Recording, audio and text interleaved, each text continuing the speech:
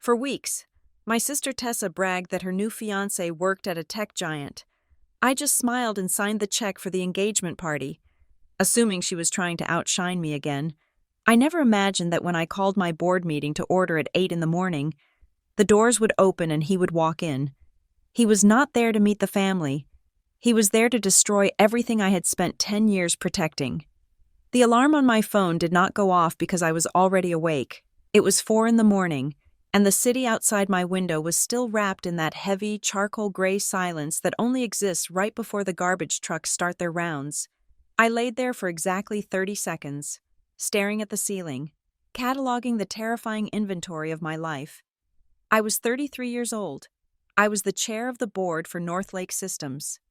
We had just closed our Series D funding round, and our valuation had crossed a number that made my stomach turn every time I saw it written out in black and white. We were officially too big to ignore. That sounded like a victory to everyone else, but to me, it felt like walking through a forest with a target painted on my back. I rolled out of bed, my feet hitting the cold hardwood. This was the ritual, the discipline. If I did not run, I did not think. If I did not think, I could not chair a meeting with 12 people who were all smarter, richer, and older than me. I pulled on my running gear. The fabric was cold against my skin. I tied my laces with double knots, tight enough to cut circulation, just the way I liked it. Control, that was the currency I traded in. By 5 o'clock, I was on the pavement, my breath plumed in the chill air. My shoes slapped against the concrete in a rhythm that usually calmed me, but today the rhythm felt off. Northlake was entering a volatile quarter. We had launched the Enterprise Suite 6 weeks ago. The adoption numbers were good, actually better than good. But that was the problem. When you are small, you are invisible. When you are successful, you are dinner. I ran past the sleeping storefronts, pushing the pace until my lungs burned. I needed the burn. It was the only physical proof I had that I was actually doing something. My job had become entirely abstract. I moved capital. I managed egos. I mitigated risk. I spent 12 hours a day staring at spreadsheets and legal briefs, ensuring that the company my partners and I built did not accidentally implode because of a compliance oversight or a rogue tweet. I was the reliable one. That was the label my family had given me when I was 6 years old, and I had worn it like a lead vest ever since. Lydia handles it. Lydia will fix it. Lydia does not need sleep. Lydia does not need a thank you. I finished the run at my building, sweating and shaking, the endorphins finally kicking in just enough to numb the anxiety. I rode the elevator up to the 24th floor, checked my watch, and calculated exactly how many minutes I had to shower before the first conference call. 45 minutes later, I was in my kitchen, pouring black coffee into a travel mug. My phone buzzed on the granite counter. It was my mother. "Lydia, are you up?" I stared at the screen.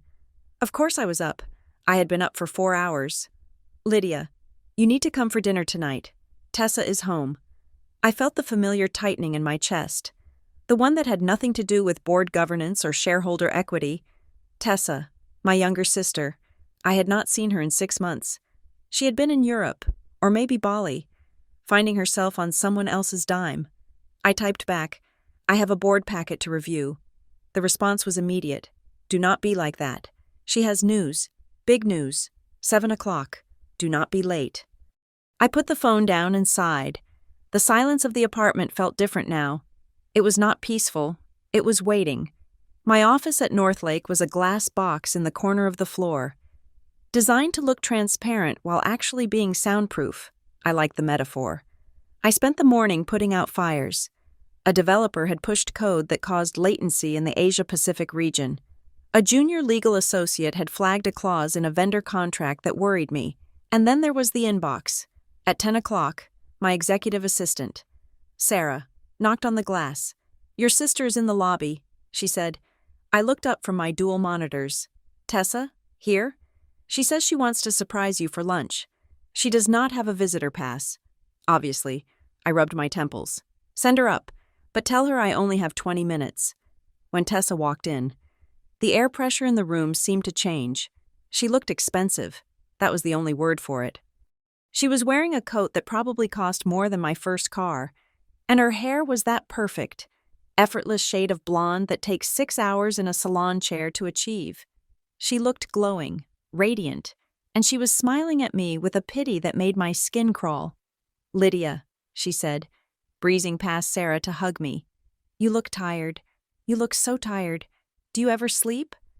I pulled back, smelling her perfume. It was heavy, something floral and musky. "I sleep fine. Tessa, what are you doing here? I thought we were doing dinner." "I could not wait," she said.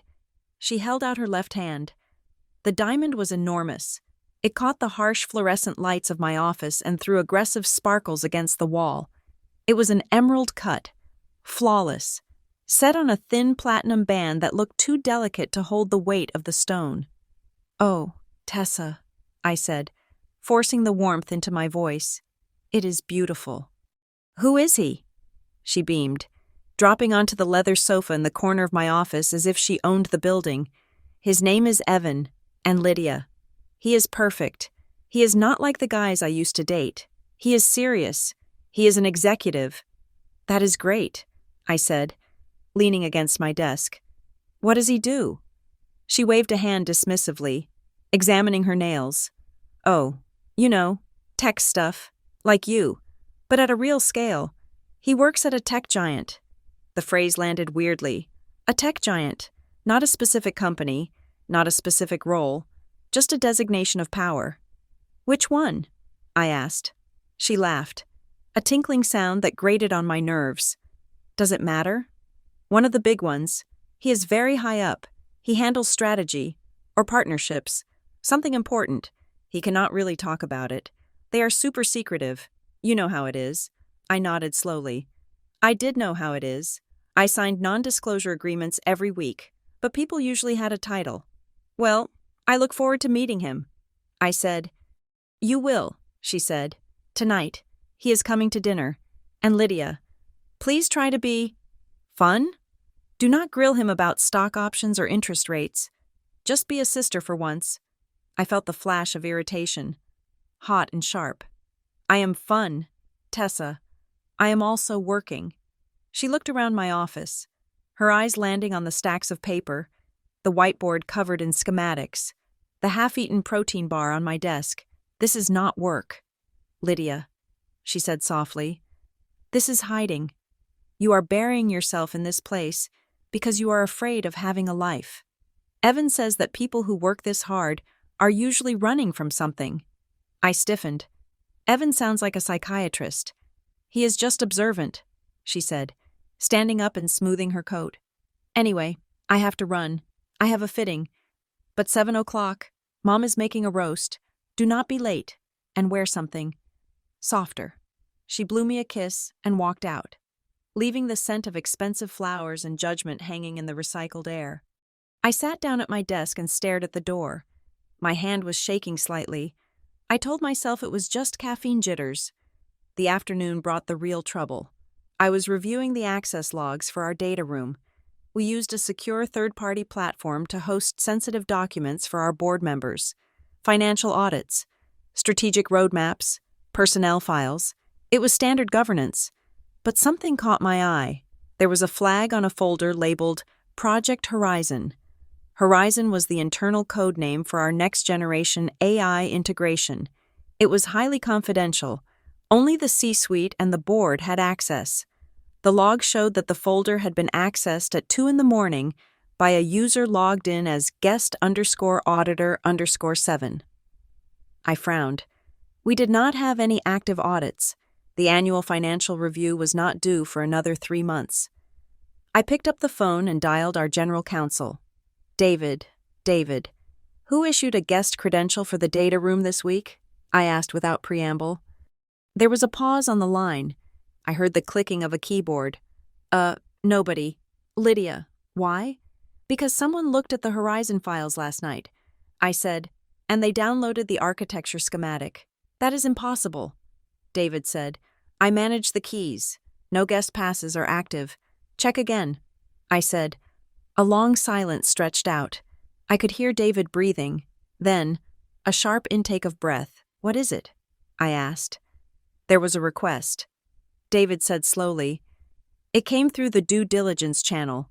It was marked as a routine compliance check from our insurance carrier. I authorized it automatically. We get those all the time. I felt a cold prickle at the base of my neck. Insurance carriers do not look at product architecture. David, they look at liability caps and fire exits. Who was the requester? The name is generic. He said, TR, services, revoke it. I said, revoke it right now, and scrub the logs to see what else they took. Done, he said. Lydia, are you worried about a leak? I am worried about everything. David, that is my job. I hung up. I sat there for a moment, drumming my fingers on the desk. TR, services. It sounded like a shell company, a placeholder.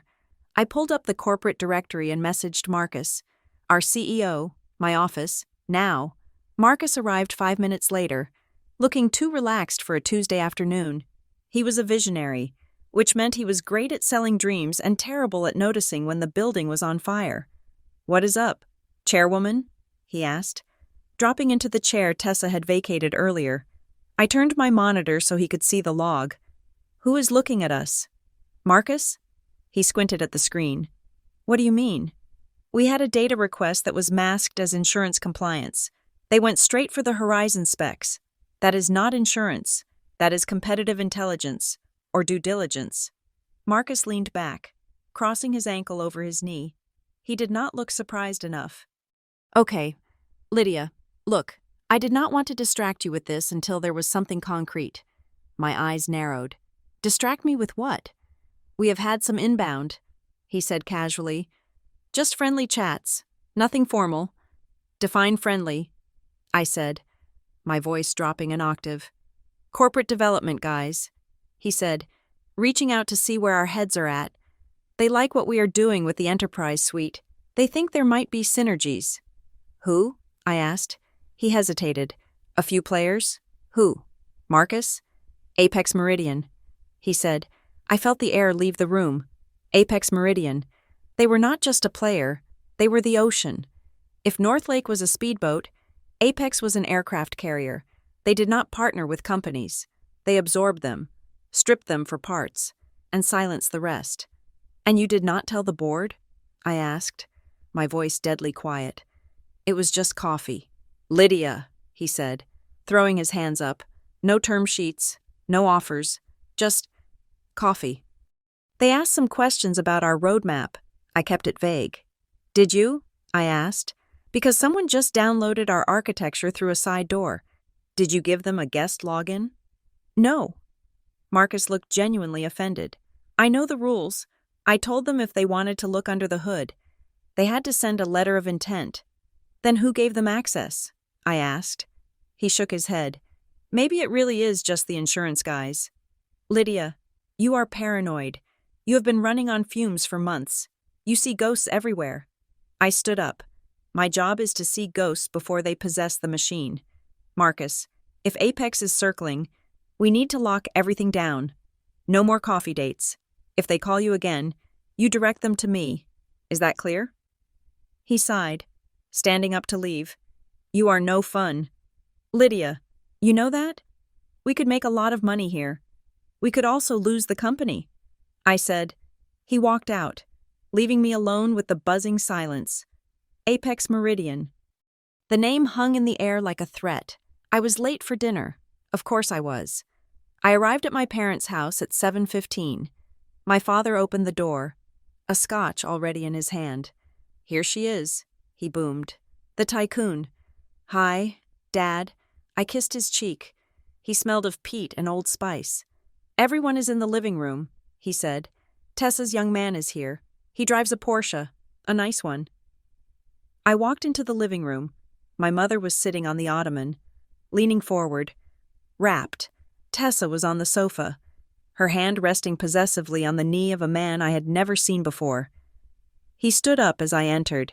He was tall, with the kind of nondescript handsomeness that fits perfectly into a boardroom or a yacht club. He wore a cashmere sweater and dark jeans. His smile was practiced, showing just the right amount of teeth. You must be Lydia, he said. His voice was smooth. Baritone. I am, I said, extending my hand. Evan Marlowe, he said. His grip was firm, dry. Tessa talks about you constantly, the sister who runs the world. I chair a board. I said, I do not run the world. Same thing, isn't it? He said with a wink. I sat down in the armchair opposite them. Tessa looked triumphant. See? She seemed to be saying, he is real. He is successful. He is mine.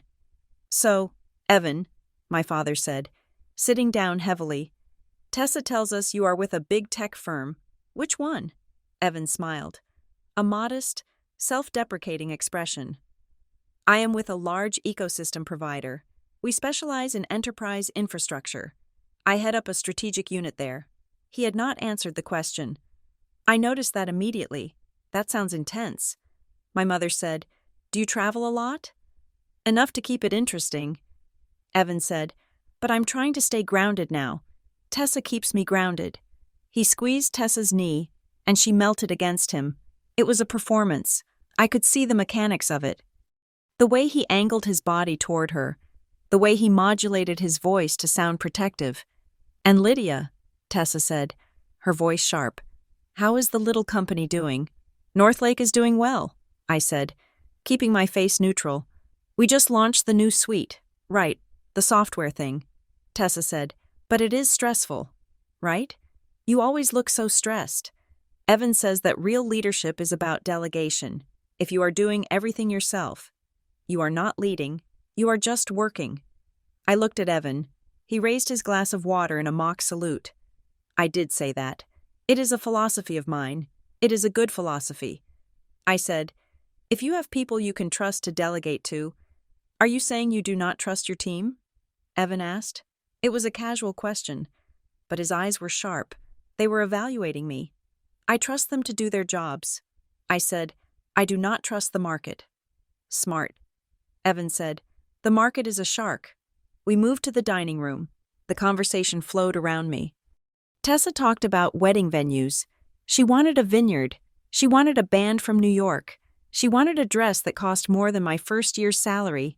And Evan, my mother said, are your parents coming to the wedding? Sadly, no.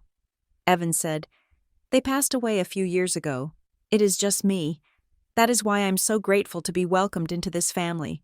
My mother teared up. Oh, you poor dear. You are part of the family now. I watched him eat his roast beef. He cut the meat with surgical precision. So, Evan, I said, you work in strategy. What kind? MA? Product? A bit of both, he said, meeting my gaze. I look for opportunities, things that are undervalued, things that need a new direction. Like what? I pressed. Lydia, stop grilling him, Tessa snapped. This is not an interview. It is okay. Tess, Evan said soothingly. Lydia is just curious. She has a sharp mind. I respect that. He turned back to me. Mostly I look for integration plays. Companies that have great technology but maybe lack the scale to really survive on their own. We help them. Transition.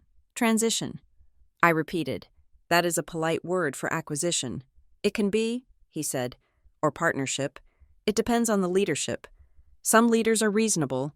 Some are stubborn. He took a sip of wine. The red liquid stained his lips slightly. And what about you? Lydia? He asked. Are you reasonable? Or are you stubborn? I am responsible. I said, that is a dangerous thing to be. He said softly. The rest of the dinner was a blur of wedding talk. Tessa made several comments about how my job was just meetings, while her life was about building a legacy. She framed her dependency on Evan as a victory, and my independence as a tragedy. I left as soon as I could. As I put on my coat, Tessa followed me to the door. He is great, isn't he? She whispered. He is very polished. I said, you do not like him, she said, her face hardening. You never like anyone I date. You are jealous. I am not jealous. Tessa, you are jealous because I found someone who takes care of me, and you have to take care of everyone else. You are jealous because he is at the top of the food chain and you are just swimming. I looked at my sister. Her eyes were bright, almost feverish. Be careful. Tessa, I said. She laughed. You are the one who needs to be careful. Lydia, you are so busy watching the horizon you do not see what is right in front of you. The next 2 days were a blur of preparation. The quarterly board meeting was scheduled for Friday morning. It was going to be a contentious one. The investors wanted to see the roadmap for the next 2 years. They wanted to know how we planned to deploy the capital from the Series D. And I still had not found the leak. I had the security team sweep the network. Nothing. I had David interview the admin staff. Nothing. On Thursday afternoon, we held a public event at the convention center. It was a showcase for our new enterprise suite. The hall was packed. Potential clients, industry analysts, journalists. I was standing near the demo booth, watching Marcus charm a group of investors from Singapore. He was good at this. He was the face. I was the spine. Lydia. I turned to see Tessa walking through the crowd. She was wearing a dress that was slightly too formal for a tech expo, and she had a visitor badge clipped to her clutch. Tessa, I said, I did not think you were coming. I wanted to support you, she said, and Evan is meeting me here later for drinks. He is in town for business. She looked around the hall. It is very beige. It is enterprise software. Tessa, we do not do confetti. She wandered over to the registration desk, where a stack of blank visitor badges sat next to a printer. I watched her. She picked up a blank badge template. She held it up to the light. What are you doing? I asked, stepping closer. Nothing, she said, just looking. The design is cute. She pulled out her phone and snapped a picture of the badge. Why did you do that? I asked. She shrugged, dropping the badge back onto the table. Just for the gram, behind the scenes at my sister's empire. Chill out. Lydia. She walked away toward the bar. I stared at the blank badge. It was a standard design. Logo on the top, QR code on the bottom, easy to replicate if you had a high-resolution photo. I felt a knot of uneasiness tighten in my stomach. But then Marcus waved me over, and I had to go talk about API integrations and recurring revenue models. I filed the moment away. Tessa was just being Tessa. She probably wanted to post it to prove she was near power. Friday morning, the day of the board meeting. I woke up at 4 again. I ran, I showered, I put on my armor. My suit was navy blue, tailored to within an inch of its life. Silk blouse, cream, heels, 3 inches, hair pulled back into a severe chignon. Minimal makeup. I looked in the mirror. I looked like a weapon. I drove to the office in silence. The city was waking up. The sun was hitting the glass towers of the financial district, turning them into pillars of fire. I parked in my reserved spot and took the private elevator up to the boardroom level. The boardroom was a masterpiece of intimidation. Mahogany table, 20 seats, floor-to-ceiling windows overlooking the harbor. The air conditioning was set to 68 degrees. I walked in. The room was empty. The assistants had already set out the water bottles and the leather-bound board packets. I walked to the head of the table. My seat? I placed my phone on the table. It buzzed. A text from Tessa. I unlocked the screen. Don't be mad, okay? You're going to meet him sooner than you think. I frowned. What did that mean? I started to type a reply, but the door opened. The first board member, a venture capitalist named Simon, walked in. Morning, Lydia. He grunted. Coffee? Morning. Simon. One by one, they filed in. The money, the power, the skeptics. I stood at the head of the table, arranging my notes. I felt the familiar weight of the room settling onto my shoulders. This was my domain. I knew every number on every page of those packets. I knew every risk. I knew every answer. But the text message burned in my pocket. Don't be mad. I took a deep breath. I checked the time. 8 o'clock exactly. Let's begin, I said. I did not know it then, but that was the last moment of my life as I knew it. The last moment where I was just the chair. The last moment before the sister I tried to protect and the man I tried to tolerate conspired to turn my own boardroom into a slaughterhouse. I looked at the closed double doors at the far end of the room, and I waited. The agenda for the board meeting was printed on heavy, cream-colored cardstock. I stared at it, focusing on the serif font of the headings: Call to Order, Approval of Minutes, CEO Report. Risk Committee Update, Executive Session. It looked like every other agenda I had prepared in the last 3 years, a roadmap of governance and oversight that I could navigate in my sleep. But the air in the room felt different today. It was heavy, charged with a static electricity that made the hair on my arms stand up. I looked around the table. Simon, our lead investor from the Series B round, was tapping his pen against his water glass. A rhythmic, irritating sound. Marcus, our CEO, looked pale. He was sweating slightly at the temples. Despite the aggressive air conditioning, he would not meet my eyes. He kept shuffling his papers, rearranging his tablet and his stylus, as if the geometry of his desk accessories could protect him from what was coming. I checked the time on the wall clock. 8 minutes past 8. We were late starting. That never happened. I ran a tight ship. "Good morning, everyone," I said. My voice was steady, pitched low to command attention. "Let us call the meeting to order. I assume we have all reviewed the board packet sent out on Tuesday." There were murmurs of assent. I moved us through the procedural items quickly. The approval of minutes took 30 seconds. The committee updates were standard, but when we reached the CEO report, the atmosphere shifted from tense to suffocating. Marcus cleared his throat. He stood up, which was unusual. He usually presented from his seat. "Before we dive into the quarterly metrics," he said, his eyes darting around the room, skipping over me entirely, "we have a late addition to the agenda, a strategic matter that requires the board's immediate attention." I frowned. "Marcus, we have a protocol for agenda additions. If this is about the roadmap, it can wait for the product section. It cannot wait." "Lydia," he said. He finally looked at me, and I saw the fear in his eyes. It was the look of a man who had opened a door he could not close. "We have a guest." "A guest?" Simon asked, leaning forward. "We are in a closed session. Marcus?" Marcus walked to the double doors at the far end of the room. He did not look at me. He opened them. I expected a lawyer, or perhaps a regulator. Instead, Evan Marlowe walked in. He was wearing a charcoal suit that fit him better than his skin. He carried a yellow legal pad in one hand and a black fountain pen in the other. He walked with a quiet, predatory grace, the kind of walk that consumes space rather than occupying it. He looked exactly as he had at my parents' dinner table 2 nights ago.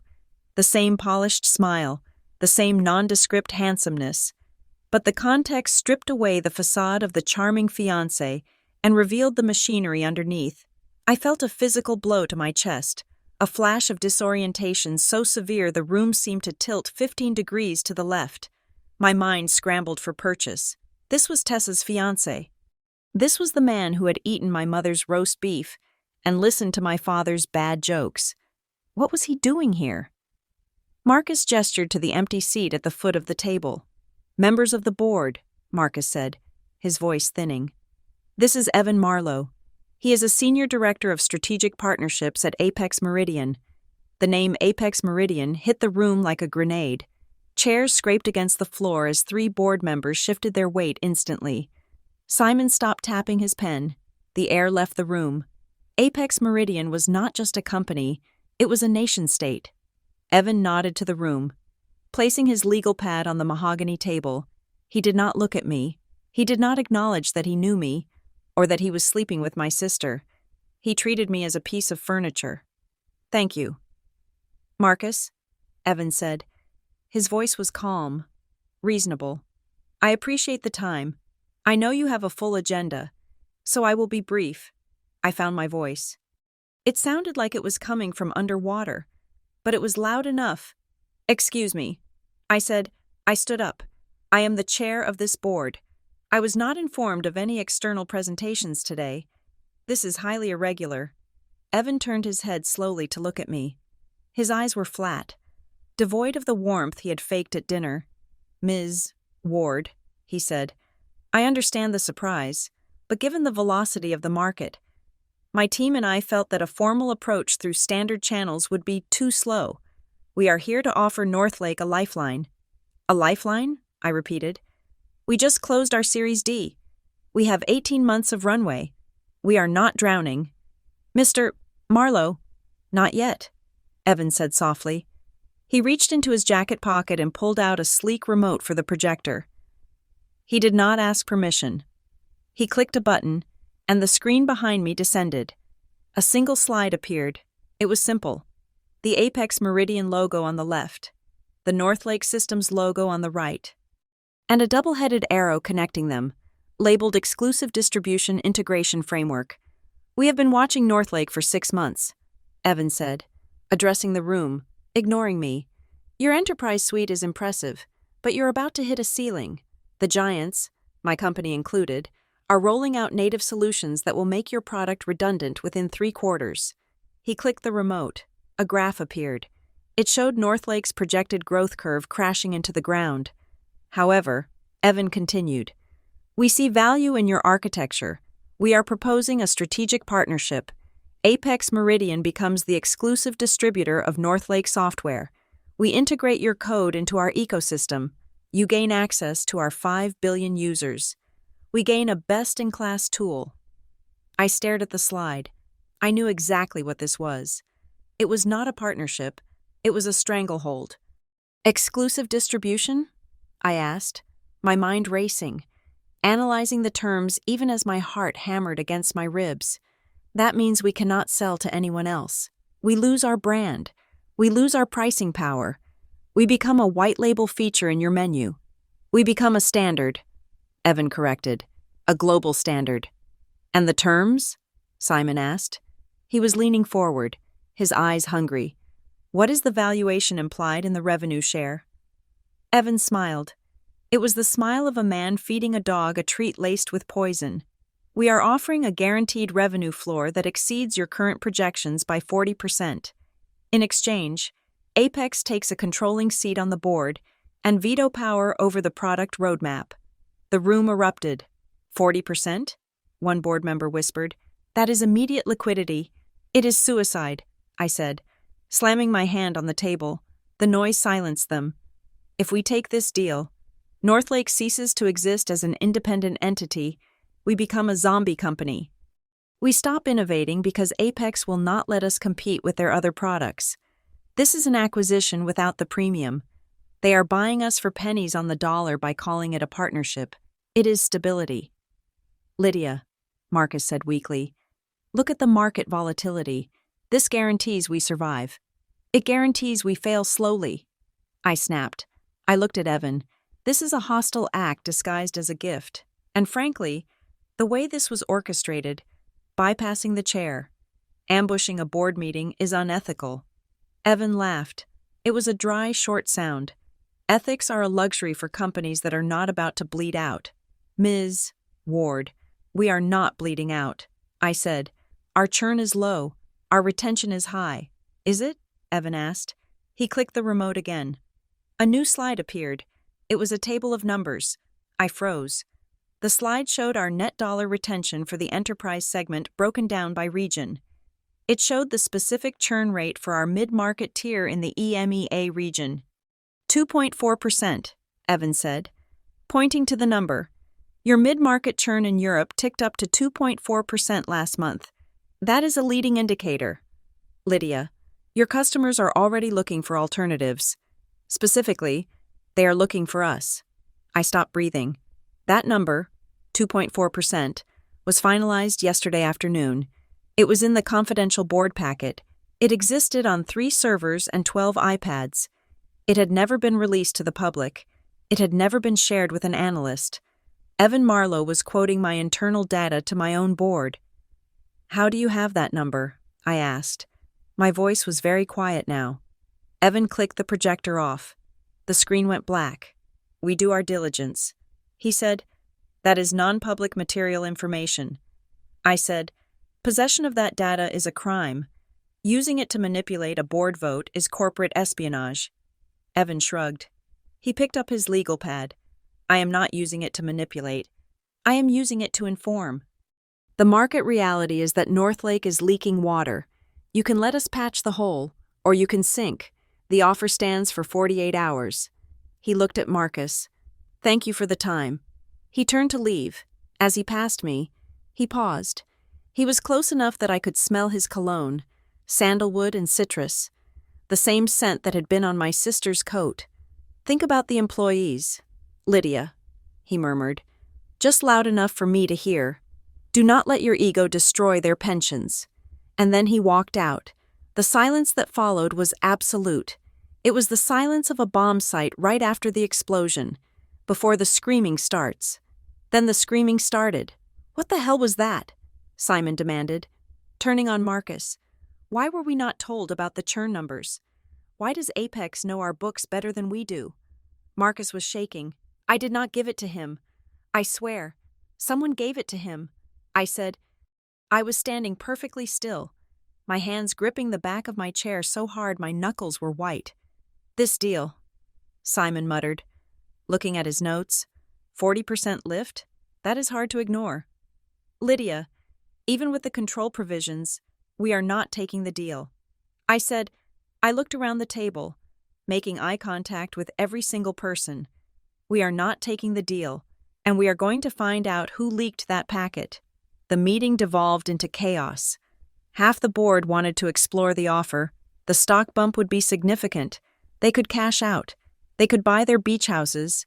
They did not care about the product vision or the culture we had built. They saw a number, and Evan had known exactly which number to show them. I managed to adjourn the meeting an hour later, but the damage was done. The seed of doubt had been planted. The board was fractured. I walked back to my office. My legs felt numb. I closed the door and locked it. I pulled out my phone. My hands were shaking so bad I dropped it twice before I could dial. Tessa answered on the second ring. Hey, she said. Her voice was bright. Chipper, how is the tycoon life today? You knew, I said. There was a pause. What? You knew he was coming. You knew he was Apex. You knew everything. Lydia, you sound crazy. What are you talking about? He just walked into my board meeting. Tessa, he just tried to hostile take over my company using data that was stolen from my servers. And he is your fiancé. Oh, that, she said. The tone shifted instantly.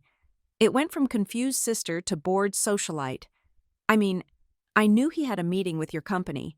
I did not know it was, like, right now. Do not lie to me. I said, you took a picture of the visitor badge. You asked about the earnings date. You asked who was really in charge. You were recon. You were spying on me for him. Spying is such a dramatic word. Lydia, she said. Her voice was cool, detached. It sounded like she was reading a script. Evan is just very passionate about his work. He thinks he can help you. You should be grateful. He is trying to save you from yourself. Save me? I whispered. He is trying to gut my company. He is trying to give you an exit, she said. You are always complaining about how tired you are, how heavy the crown is. Well, he is offering to take it off your head. You should take the money. Lydia, we could go on vacation. We could finally be sisters again. I felt a chill go through me that had nothing to do with the air conditioning. This was not my sister. This was a stranger wearing my sister's face. Did you give him the password? I asked. Did you access my laptop when you were in my office? I am not a hacker. Lydia, she said, sounding amused. I am just a girl who wants her family to get along. Evan is going to be family. You need to start treating him with respect. He stole confidential data. I said, that is a felony. Tessa, if you helped him, you are an accessory. She laughed. And who are you going to tell? Mom and Dad? You think they will believe you? You are the jealous older sister who cannot stand that I finally won something. You are the bitter spinster trying to ruin my engagement. That is the story. Lydia. And you know it fits. She hung up. I stared at the phone. She was right. That was exactly how it would look. The successful, uptight Lydia trying to sabotage the happy, carefree Tessa. It was a narrative that had been written since we were children. Tessa broke the vase. Lydia got yelled at for not watching her. Tessa spent the money. Lydia got lectured about budgeting. I sat down in my chair and put my head in my hands. I needed to cry. I wanted to cry. But the tears would not come. All I felt was a cold, hard knot of rage in the center of my chest. I sat up. I pressed the intercom button. "Get David in here," I told Sarah, "and tell him to bring the IT director." David arrived looking like he had seen a ghost. He had been in the board meeting. He knew. "We have a breach." I said, "I know," David said. He sat down, loosening his tie. "Lydia, if he has the churn numbers?" "He has the packet." I said, "He has the whole packet." "David, I want a forensic audit of every device that accessed the board portal in the last 48 hours. I want to know who, where, and when."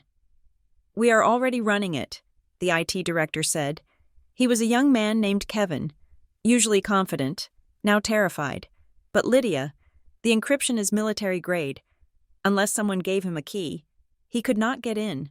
"Someone gave him a key." I said. I looked at David. "Did you share the packet with anyone outside the board?" "No. Lydia, never. What about the external auditors?" "Not this early in the quarter." I stood up and walked to the window. The city looked the same as it had this morning.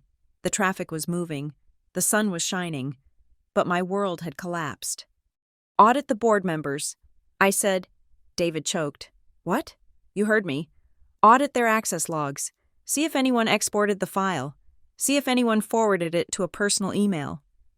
"Lydia, you are talking about accusing the investors of leaking. That is dangerous. Evan Marlowe knew the number," I said. Turning to face them, "He knew the specific number. It came from inside that room. Find out who sold us out." I spent the rest of the day in a fugue state. I answered emails. I reassured the VP of sales that the rumors of a buyout were premature. I had a lunch meeting with a vendor that I could not cancel, where I nodded and smiled and tasted nothing, but my mind was back in the house I grew up in. I was remembering the time Tessa stole my diary and read it to her friends. I remembered how she looked when I caught her.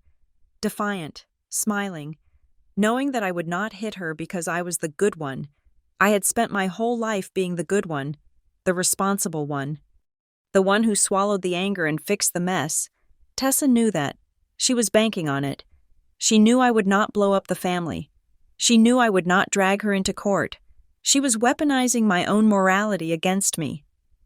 By 7 o'clock, the office was empty. The cleaning crew was vacuuming the hallway. The hum of the vacuum sounded like a distant siren. I was sitting in the dark, staring at the cityscape. My computer pinged. I looked at the screen. It was a new email. Sender. Unknown. Subject. He is not who he says he is. My heart skipped a beat. I hovered the mouse over the message. It was from an encrypted service, Proton Mail or something similar. I opened it. The body of the email was short. 2 lines. He is not corp dev. He is cleanup. See attached. There was a single PDF attached. I hesitated. It could be malware. It could be a phishing attempt. But the desperation was stronger than the caution. I clicked the file. It was a scanned document. It looked old. The letterhead was from a company I recognized, a mid-sized logistics firm that had been acquired by a different tech giant 5 years ago. It was an internal HR complaint form. Complainant, Sarah Jenkins, former CFO. Subject, Evan Marlowe / integration team. I started reading. Mr. Marlowe's conduct during the transition period was not consistent with the stated goals of the partnership. He systematically isolated the executive team, restricted access to financial data, and engineered a pretext for cause-based termination of the founders. He is not here to integrate the systems. He is here to liquidate the leadership. I scrolled down. There was a handwritten note in the margin. Settled out of court. NDA signed. Do not rehire. I sat back in my chair. The light from the monitor washed over my face, cold and blue. He was not a strategist. He was a hatchet man. He was not here to partner with Northlake. He was here to cut off its head. And my sister had opened the door and let him in. I looked at the phone on my desk. I could call Marcus. I could call David. But I realized, with a sudden, clarifying jolt, that I could not trust any of them. Marcus was weak, the board was greedy, David was scared, I was alone. I saved the PDF to an external drive. I pulled the drive out and put it in my pocket. Then I packed my bag. I put my laptop in. I put the hard copy of the board packet in the shredder and watched it turn into confetti. I walked out of the office. The elevator ride down felt like a descent into the underworld. When I stepped out onto the street, the night air was cold. I pulled my coat tighter around me. Tessa wanted to win. Evan wanted to destroy. I hailed a cab. "Where to?" the driver asked. I gave him my address. But as I settled into the cracked leather seat, I knew I was not going home to sleep. I was going home to war. I took out my phone and looked at the text from Tessa again. "You're going to meet him sooner than you think." I deleted the thread. "You are right, Tessa," I whispered to the empty cab. "But you are going to meet me, too. And you have no idea who I really am." The following week was a study in disintegration. To the outside world, I was a statue. I wore my tailored suits. I sat at the head of the conference table. I answered questions about the product roadmap and the marketing spend for the third quarter with a precision that bordered on robotic. I walked through the open plan office, nodding at developers and sales associates, projecting a calm I did not feel. I was the captain of the ship. And the weather was fine. Inside, I was screaming. I stopped sleeping. The 4 hours of rest I usually managed dwindled to 2. Then 1. I lay in bed staring at the ceiling, my mind replaying the board meeting, frame by frame, Evan's suit, the slide deck, the specific, granular detail of the churn number, the way Marcus had looked at the floor. I stopped eating. Food tasted like ash. I lived on black coffee and adrenaline, a fuel mixture that kept my hands shaking and my heart rate hovering around 100 beats per minute. I became paranoid. Every time 2 employees stopped talking when I walked by, I assumed they were discussing the acquisition. Every time a board member sent a generic email, I parsed it for subtext. Looking for the knife, I was holding the company together with my bare hands, and the effort was turning me into something brittle. On Tuesday morning, I met with the forensics team. We met off-site, in a windowless conference room at a law firm that specialized in corporate espionage. I did not want them in the building. I did not want anyone at Northlake to know that I was hunting them. The lead investigator was a woman named Jensen. She was 50, sharp-featured, and wore glasses with thick black frames. She looked like a librarian who knew how to dispose of a body. "We have finished the initial sweep of the access logs," Jensen said. She pushed a dossier across the table. "It is not what we expected." "What did you expect?" I asked. "We expected a brute force attack," she said, "or a wide-net fishing expedition. Usually, when someone wants to steal data, they grab everything they can carry. They download the entire repository, HR files, source code, financial projections, legal history. They take a snapshot of the whole company, and this was surgical." Jensen said. She opened the dossier to a page filled with lines of code and timestamps. "Look at the timestamps," she said. "The intruder was inside your board portal for exactly 4 minutes. In those 4 minutes, they did not browse. They did not search. They went to 3 specific file paths. They downloaded the churn report for the EMEA region. They downloaded the draft of the unreleased Series E pitch deck, and they downloaded the personnel file of your VP of engineering." I stared at the list. It was a sniper shot. "What does that tell you?" I asked, though I already felt the cold weight of the answer settling in my stomach. "It tells us the intruder already knew the file structure," Jensen said. "They did not need to look for the information because they knew exactly where it lived. They knew the file naming conventions. They knew the folder hierarchy. It is an insider." I said. "It is a sophisticated insider," Jensen corrected. "Someone with high-level privileges, or someone who was guided by a person with high-level privileges. And Lydia, there is something else." "What?" "We traced the IP address of the extraction.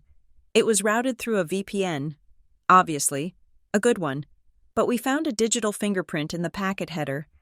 It is a unique identifier associated with a specific device license." I leaned forward. Whose device? Jensen hesitated. It does not match any current employee devices, but it matches a legacy license. A tablet that was issued 3 years ago and never formally decommissioned. To whom? I asked. To Arthur Pendleton, she said. The name hit me harder than a physical slap. Arthur. Arthur Pendleton was not just a board member, he was my mentor. He was the one who had brought me into the fold when I was 29 and terrified. He was the one who had taught me how to read a balance sheet, how to handle a hostile investor, how to keep my face still when the world was burning. He was the grandfather of Northlake Systems. No, I said, that is a mistake. Arthur barely knows how to use his iPad. He prints everything out. He hates digital portals. That is what he tells you, Jensen said gently. But the device that stole your data is registered to him. I sat back, the leather chair creaking. Arthur. He had been at the board meeting. He had sat there, looking concerned, asking thoughtful questions about the Apex proposal. He had patted my arm afterwards and told me to stay strong. He has been guiding me, I whispered. I talk to him every week. I tell him everything. Jensen looked at me with professional pity. Then he knows where the bodies are buried. I left the law firm and walked into the blinding afternoon sun. The city felt loud and aggressive. I needed to think, but my phone buzzed. It was an Instagram notification. Tessa Ward mentioned you in a post. I should have ignored it. I knew I should have ignored it, but the sickness in my gut demanded that I look. I opened the app. The photo was a selfie. Tessa and Evan. They were on a boat, the wind in their hair, the skyline behind them. They looked golden, perfect, happy. The caption read, "So grateful for a man who knows when to put the phone down and just live." Some people are so married to their ambition they forget that a company cannot hug you back at night. Sad, really. Love wins priorities future. Mrs. Marlowe. I stared at the screen. It was not just a photo, it was a press release. She was not just bragging, she was building a narrative. The narrative was simple. Tessa was the healthy, balanced woman who prioritized love. Lydia was the cold, broken workaholic who prioritized ambition. It was bait. She wanted me to comment. She wanted me to text her in a rage. She wanted me to prove her right. If I reacted, I was the unstable sister. If I stayed silent, I was the cold sister. I looked at the comments. "Your sister could learn a thing or two," wrote one of her friends. "So true, babe. Work isn't everything," wrote another. I felt a surge of anger so pure it almost blinded me. I wanted to reply. I wanted to write, "Enjoy the boat. It was paid for by the man who is trying to destroy my life." But I didn't. I closed the app. I turned off the phone. Silence scares a narcissist more than anger. Arthur had once told me. The memory of his advice made me nauseous. I hailed a cab. I was not going back to the office. I was going to the source. I met Evan at 6 o'clock. I had texted him a location. A quiet, dimly lit bar in the basement of a hotel on the east side. It was neutral ground. No prying eyes. No board members. He was already there when I arrived, sitting in a leather booth, nursing a sparkling water with a twist of lime. He stood up when he saw me. He smiled. It was the same smile he had worn in the boardroom. "Lydia," he said, "I am glad you reached out. I was hoping we could talk rationally." I sat down. I did not order a drink. Cut the act. "Evan," I said, "we are not at dinner. My parents are not here." He sat back, crossing his legs. His demeanor shifted instantly. The warmth evaporated, replaced by a cool, bored professionalism. "Fine," he said. "What do you want? Lydia?" "I want to know how much you paid him." I said. He raised an eyebrow. "Paid who?" "Arthur," I said, "or whoever gave you the keys to the kingdom." Evan laughed softly. "You think this is about bribery? That is so quaint. You think I handed someone a briefcase full of cash in a parking garage? I think you found a leverage point." I said, "I know about your history. Evan, I know about the integration at TR Services. I know you are not corporate development. You are the cleaner. You go in. You strip the assets. You fire the founders, and you bury the bodies." He did not flinch. He did not look surprised. He took a sip of his water. "You have been doing your homework," he said. "I am impressed. Most founders are too busy crying about their legacy to do due diligence on the buyer. I am not selling." I said, "So you are not the buyer. You are the intruder." He leaned forward, resting his elbows on the table. "Let me explain something to you. Lydia, you see yourself as the protagonist of this story. You think this is a drama about your company, your hard work, your vision. It is my company." I said, "No," he said, "it is an asset. And right now, it is an asset that is being mismanaged by an emotional founder who is too close to the product to see the market reality. I am not emotional." I said, "My numbers are solid. Your numbers are precarious," he countered. "And your governance is a disaster. You have a leak in your board. You have a CEO who is looking for the exit. And you have a chair, that is you, who is so paranoid she is auditing her own mentors." He knew about the audit. "How do you know that?" I asked. "I told you," he said. "We do our diligence." He pulled a folded piece of paper from his jacket pocket and slid it across the table. "What is this?" I asked. "Read it," he said. I unfolded the paper. It was a draft of a press release. "Coalition of concerned shareholders calls for leadership change at Northlake Systems. Cites chairwoman conflict of interest and emotional instability." I scanned the text. It was brutal. It painted a picture of a company paralyzed by nepotism. It claimed that I was rejecting a premium acquisition offer because of a personal family vendetta against the acquirer's representative. It used Tessa's engagement as proof that I was compromised. Ms. Ward's inability to separate her personal jealousy from her fiduciary duty is destroying shareholder value. I looked up at him. My hands were shaking, but I kept them under the table. "You are going to run a proxy fight based on my dating life?" I asked. "No," he said. "I am going to run a proxy fight based on your psychology. The market hates uncertainty. Lydia, and you look very uncertain right now. You look like a woman who is losing her grip. This is slander." I said, "It is a narrative," he said.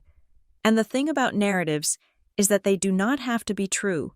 They just have to be sticky." He took the paper back and folded it neatly. "Here is the offer. Lydia, you support the partnership. We give you a board seat at the new entity. You vest your shares immediately. You walk away with $20 million. You get to be the successful sister. You get to be the hero. And if I refuse, then we release this."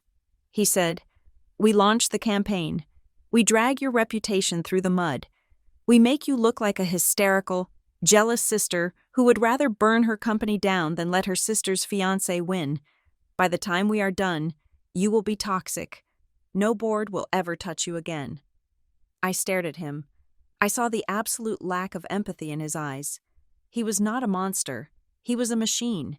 He had calculated the optimal outcome, and he was applying the necessary pressure to achieve it. "Why?" I asked. "Why Northlake?" "There are a dozen other software firms. Because you have the best architecture," he said simply, "and because you are the weakest target." I stood up. "I am not the weakest target. Evan," he smiled. "We will see." I walked out of the bar. My legs were numb. He was going to destroy my reputation. He was going to use Tessa to do it. Tessa. I needed to understand why. Why was she doing this? Jealousy was one thing. Sibling rivalry was one thing. But this? This was scorched earth. She was actively helping him destroy my career. She had to know what he was doing. She was not stupid. I took out my phone and called a number I had not used in years. A private investigator I had used once to vet a CFO candidate. "I need a deep dive," I said when he answered. "Financials, debts, judgments, everything." "On who?" "Tessa Ward." I said. The report came back 3 hours later. I was sitting in my apartment, staring at the city lights. I opened the file. It was a disaster. Tessa was not just broke. She was drowning. She had started a boutique fashion line in Los Angeles 2 years ago. I knew about that. She had told me it was taking a pause. The report told a different story. There were 3 lawsuits from suppliers for unpaid invoices. There was a judgment from a commercial landlord for $60,000 in back rent. There were maxed-out credit cards totaling another $80,000. And then, there was the kicker, a personal loan from a private equity lender. High interest, predatory terms, $150,000. The loan had been paid off in full 3 weeks ago. The source of the funds was a wire transfer from an LLC called Apex Strategic Ventures. I stared at the line item. Evan had bought her. He had paid off her debts. He had saved her from bankruptcy. He had rescued her from the consequences of her own failures. But he had not done it for love. He had done it for leverage. Tessa was not just a willing participant. She was a hostage. If she didn't play the role of the happy fiancé, if she didn't help him pressure me, he could pull the support. He could expose her failure. He could leave her with nothing. It made sense now. The desperation in her eyes, the rehearsed lines, the way she had begged me to just cooperate so Evan wouldn't get angry. She was scared of him. I felt a wave of nausea, followed by a wave of profound sadness. My little sister. She had wanted to be successful so badly that she had sold herself to a corporate raider, but the sadness was quickly replaced by a cold, hard resolve. She had made her choice. She had chosen to save herself by sacrificing me. I closed the laptop. "Okay, Tessa," I said to the empty room. "You want to play the victim? Let's see what happens when the lights come on." The next morning, the hammer dropped. I arrived at the office at 7. The air was thick with tension. People were whispering in the break room. When I walked in, they went silent. I went to my office and opened my email. There was a message from the corporate secretary. Subject: Motion for special agenda item. I opened it. "Dear Lydia, please be advised that a motion has been submitted for the upcoming board meeting regarding a review of current leadership efficacy and potential conflicts of interest. The motion proposes the appointment of an independent review committee to assess the chairwoman's ability to lead negotiations with Apex Meridian, citing personal relationships that may impede fiduciary judgment." I scrolled down to see who had submitted the motion. I expected Simon. I expected one of the new investors. The name at the bottom of the motion was Arthur Pendleton. I stared at the screen. The betrayal was absolute. Arthur, my mentor, the man who had taught me ethics, the man who had told me to trust my gut. He was the one calling for my head. He was framing it as an independent review, but I knew what it was. It was a coup. They would appoint a committee. The committee would find that I was emotionally compromised because the counterparty was my future brother-in-law. They would recommend that I step aside temporarily during the negotiations. Once I was out of the room, they would take the deal. They would take the 40% premium. They would cash out. And Northlake would be gone. I felt a physical pain in my chest, sharp and jagged. I picked up the phone and dialed Arthur's number. He answered on the first ring. "Lydia," he said. His voice was heavy, sad. "Why?" I asked. "Lydia, please understand. This isn't personal. You filed a motion to remove me. Arthur, you stole data from my server. You gave it to Evan. How is that not personal?" "I did not steal anything," he said, his voice trembling slightly. "I shared information with a potential partner to facilitate a deal that is in the best interest of the shareholders. That is my duty." "Lydia, your duty is to the company," I said, "not to Apex Meridian. The company is at risk," he snapped, the facade of the kindly grandfather slipping. "You are letting your pride get in the way of reality. This is a good deal. Lydia, it is a life-changing deal for everyone, for the employees, for the investors, for me, for you?" I asked. There was a silence. "I am retiring." "Lydia," he said softly. "My wife is sick. The medical bills are substantial. My equity in Northlake is the bulk of my estate. If we don't take this deal, and the stock drops, I cannot afford that risk. I simply cannot afford it." I closed my eyes. So that was it. It wasn't malice. It wasn't hatred. It was fear. Just like Tessa. Evan had found the weak point in everyone around me. He had found Tessa's debt. He had found Arthur's fear of poverty. He had bought them, one by one. He promised me the liquidity event would be immediate. Arthur whispered, "He promised. And you believed him?" I asked. "You believed the wolf when he told you he was just there to guard the sheep?" "Lydia, please, step aside. Let the review happen. Take the money. Do not fight this. You cannot win. They have the votes." I opened my eyes. I looked at the city skyline through the glass walls of my office. It looked cold and indifferent. "Is that what you think?" "Arthur?" I asked. "I know it," he said. "The motion is on the agenda. You have to preside over it. I have to preside over my own execution." I said, "It is procedure." "Lydia." I hung up the phone. I sat there for a long time. The office hummed around me.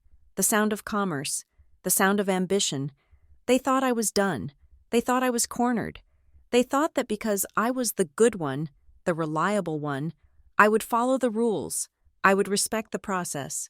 I would step down gracefully to save everyone the embarrassment. I looked at the shredder in the corner. I looked at the empty chair where Tessa had sat. I looked at the spot where Evan had stood and threatened me. I felt something shift inside me. It was the breaking of a dam. For 33 years, I had been the good girl. I had done my homework. I had followed the rules. I had protected my sister. I had respected my elders. And where had it gotten me?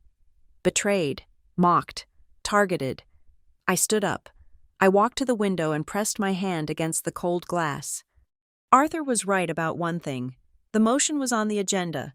I had to preside over the meeting, but he was wrong about the outcome. If they wanted a review, I would give them a review, but it would not be the one they expected. I walked back to my desk. I picked up the phone.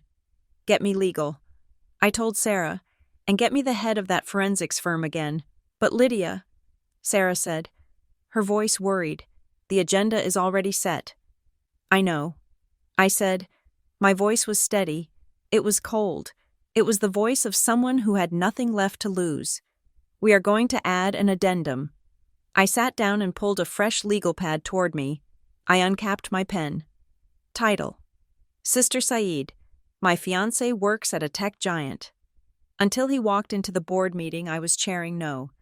That was the story of the victim. I wrote a new header on the pad. Strategic defense and counter-disclosure. I was done being the sister. I was done being the daughter. I was done being the mentee. I was the chair. And I was about to burn the house down to save it. I looked at the calendar. The meeting was in 48 hours. 48 hours to build a case. 48 hours to turn the tables. I picked up the file on Tessa. I picked up the log of Arthur's IP address. I picked up the cleanup email about Evan. I had the bullets. Now I just needed to load the gun. I started to write. The board meeting began at 9 o'clock on a Thursday. The sky outside was a relentless, steel gray, matching the mood inside the room. I sat at the head of the table, my hands resting on the leather folio in front of me. I had not slept in 36 hours, but I had applied concealer with the precision of a restoration artist. I looked awake. I looked composed. I looked like a chairwoman who was about to discuss quarterly EBITDA targets, not a woman who was about to be publicly gutted by her own mentor. The room was full, 12 members. Marcus sat to my right, staring intently at his water glass. Arthur Pendleton sat 3 seats down on the left. He wore a tweed jacket that I had always associated with wisdom and kindness. Now, it just looked like a costume. I called the meeting to order. My voice did not shake. "We have a motion on the table," I said. "It was submitted 48 hours ago by the governance committee. Arthur, I believe this is yours." Arthur cleared his throat. He did not look at me. He looked at a point on the wall just above my left shoulder. "Yes, Lydia. Thank you." He put on his reading glasses. His hands were trembling slightly. "The governance committee moves to appoint an independent review committee to assess the current leadership structure of Northlake Systems. Specifically, we are calling for an examination of the chairwoman capacity to lead ongoing strategic negotiations, given recent developments regarding potential conflicts of interest." He paused. The room was so quiet, I could hear the hum of the hard drives in the server rack down the hall.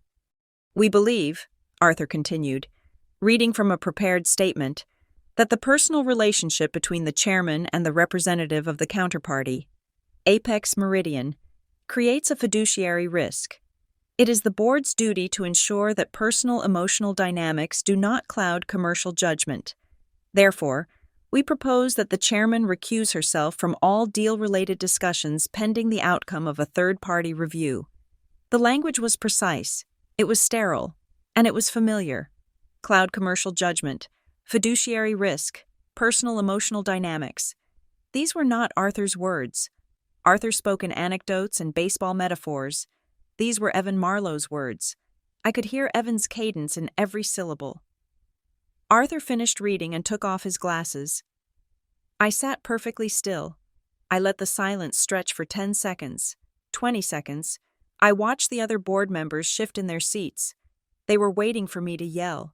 They were waiting for me to cry. They were waiting for the emotional instability that the motion accused me of. I did neither. Thank you, Arthur, I said. The tone was conversational, polite. For the record, I would like to clarify the procedural request. You are asking for a vote to strip the chair of negotiating power based on a presumption of bias. Is that correct? It is a protective measure. Lydia, Arthur said, finally meeting my eyes. His eyes were wet. He looked miserable. It is standard governance. Understood, I said. And the motion proposes an independent firm to conduct this review? Yes, Simon piped up from the end of the table.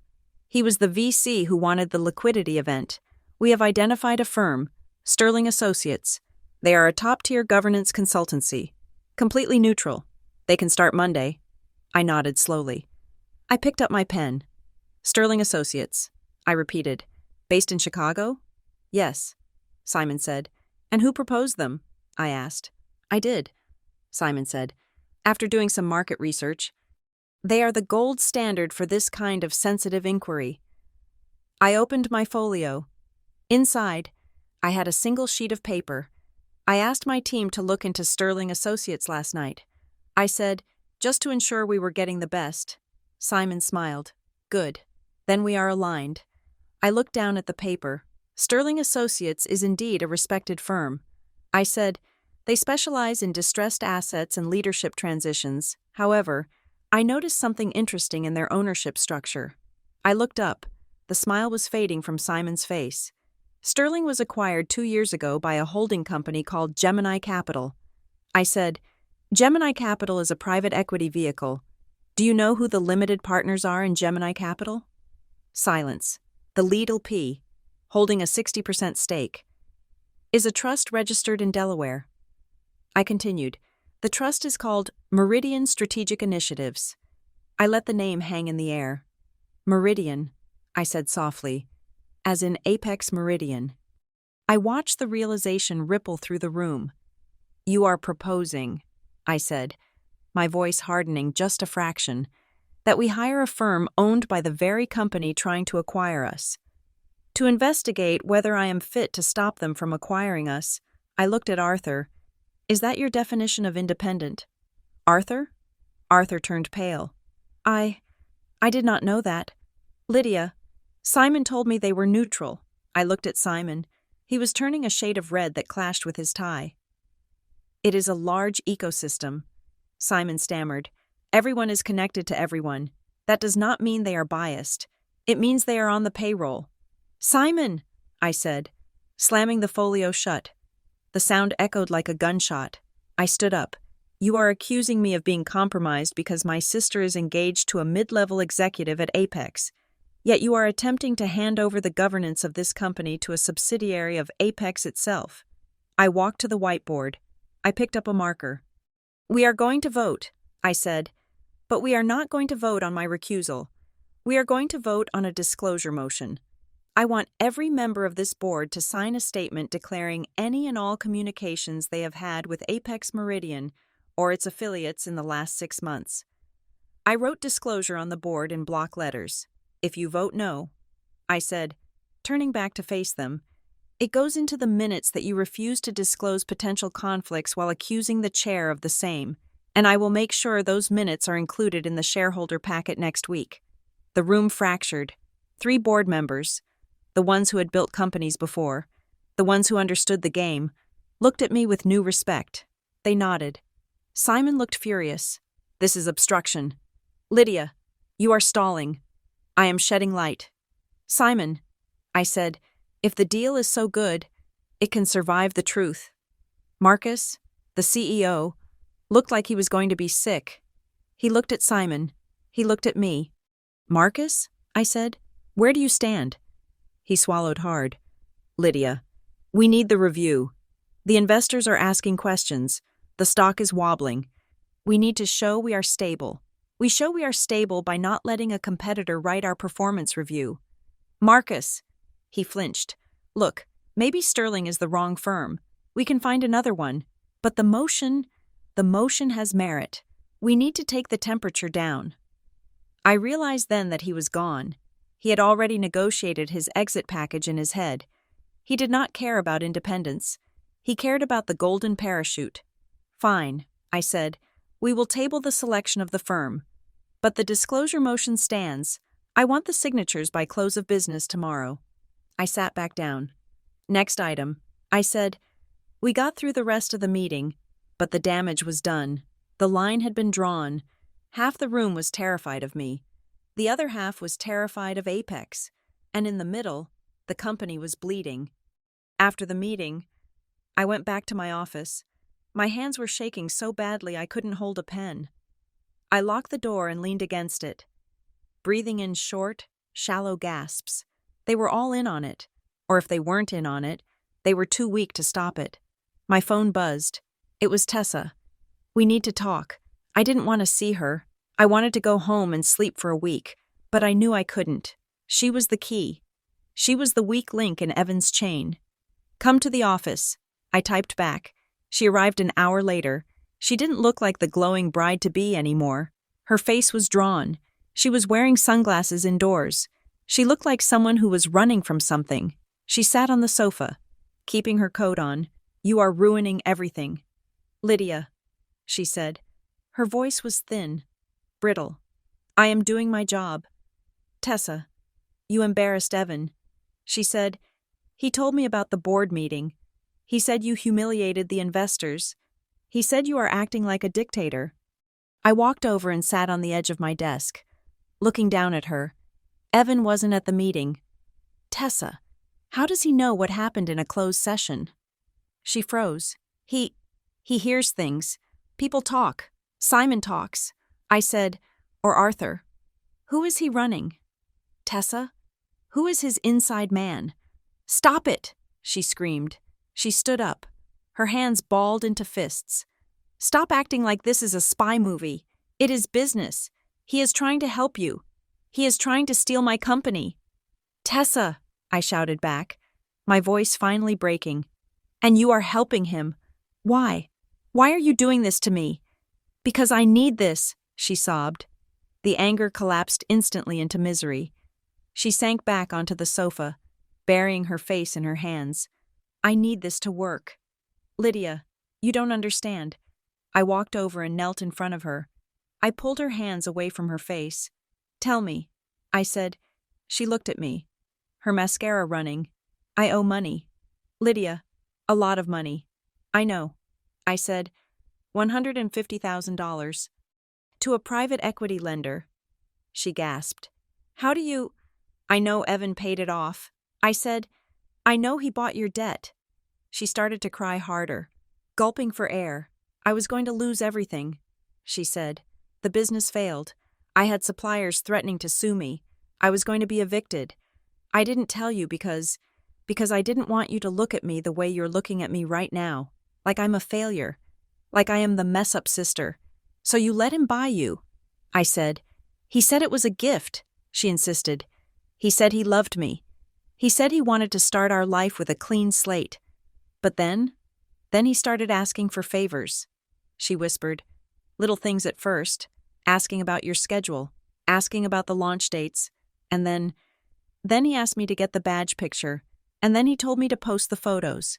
And if you didn't? She shuddered. He has the promissory note. Lydia, he bought the debt. He didn't cancel it. He holds it. He told me that if I left him, or if I didn't support the partnership, he would call the loan, immediately, plus interest. I would be bankrupt. I would go to jail for the fraud on the supplier contracts. She grabbed my shoulders. Lydia, please, just take the deal. If you take the deal, he wins. If he wins, he tears up the note. We are free. Please, just cooperate so Evan doesn't get angry. I looked at my sister. I saw the terror in her eyes. It was real. She was trapped in a cage made of her own mistakes, and Evan was holding the key. But then I saw something else. I saw the entitlement. She wasn't asking for forgiveness. She was asking me to pay the ransom. She wanted me to sell the company I had built. The company that employed 400 people. The company that was my life's work. Just to save her from the consequences of her own bad math. She wanted me to fix it. Just like I fixed the vase.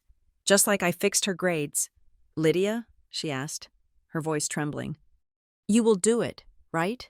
For family? I stood up. I walked back to my desk. I felt a coldness settle over me that was absolute. No, I said. What? She stared at me. I said no. I am not going to sell Northlake to save you. Tessa. But he will ruin me. Then he ruins you, I said. I watched the shock hit her face. It was like I had slapped her. You are my sister, she whispered, and I am the chair of this board.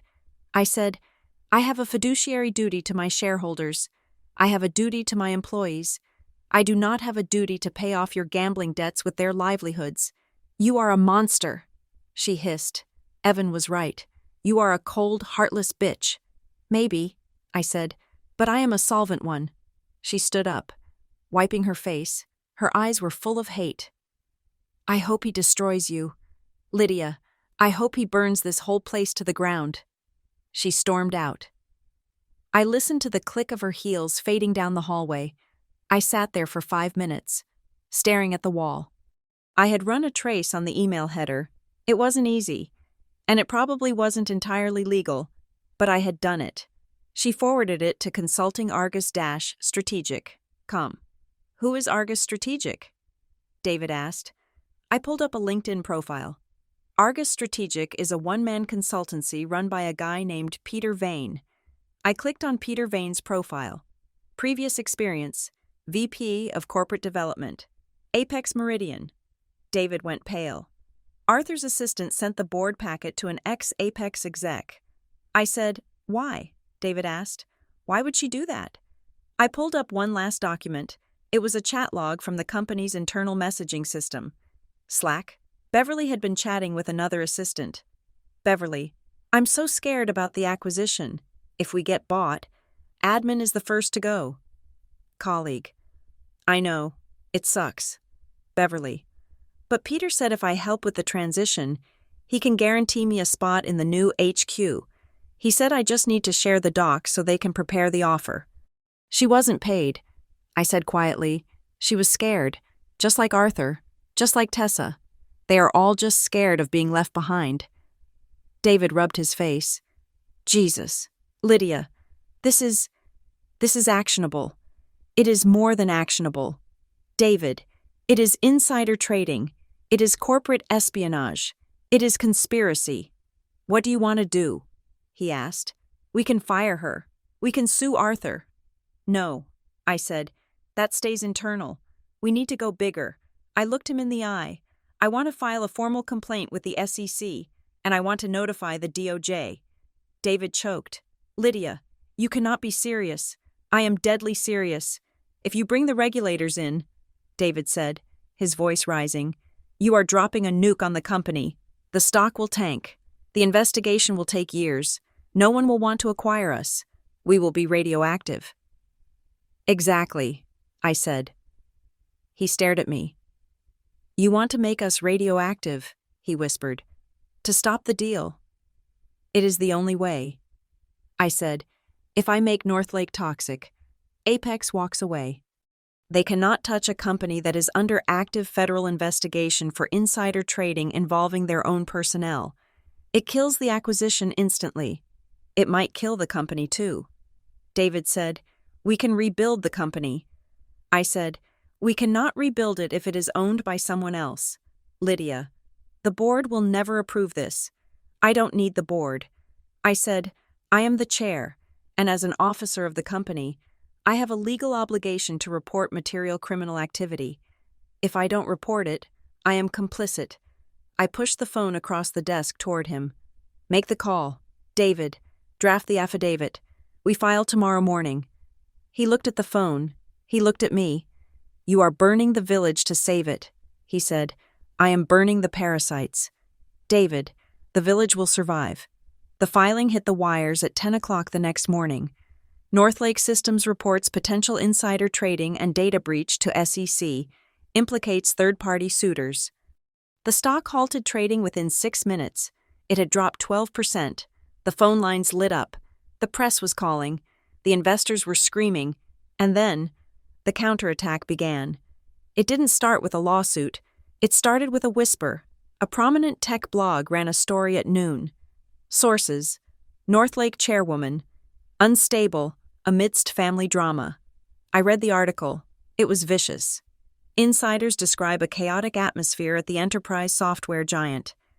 Driven by chairwoman Lydia Ward's increasingly erratic behavior, sources close to the board claim Ward is using corporate resources to wage a personal vendetta against her sister's fiancé, jeopardizing a lucrative partnership. She is losing it, said one anonymous executive.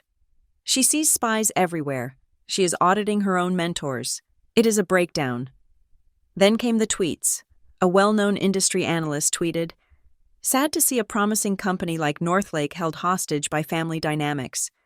Fiduciary duty implies sanity. Northlake Tech drama. Evan was good. He was very good. He didn't attack the facts of the SEC filing. He attacked the credibility of the filer. He painted me as the crazy ex-girlfriend, the jealous sister, the hysterical woman who was blowing up a billion-dollar deal because she wasn't invited to the party. I sat in my office as the noise grew louder.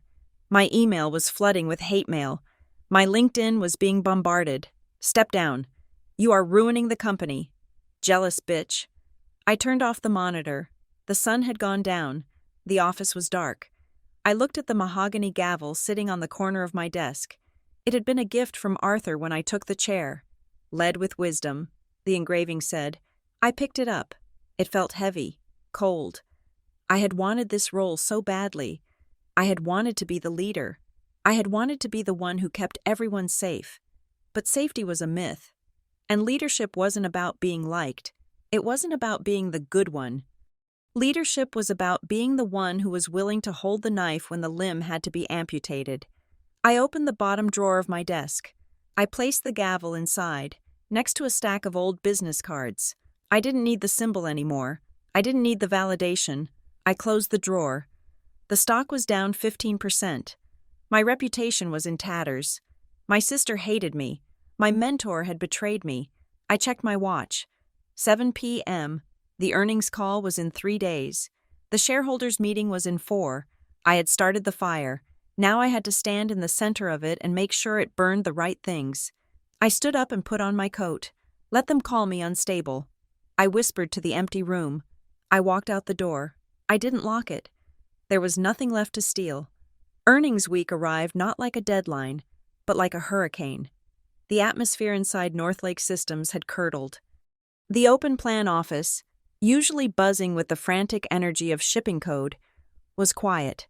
It was the heavy, suffocating silence of a crew waiting for the captain to announce that the ship was sinking. Groups of engineers stopped talking when I walked by. I saw Slack windows minimize on screens as I passed desks. The air conditioner hummed, recycling air that smelled of stale coffee and fear. I sat in my office, the glass walls feeling less like transparency and more like a cage. The phone on my desk was a constant, blinking red light. Lydia.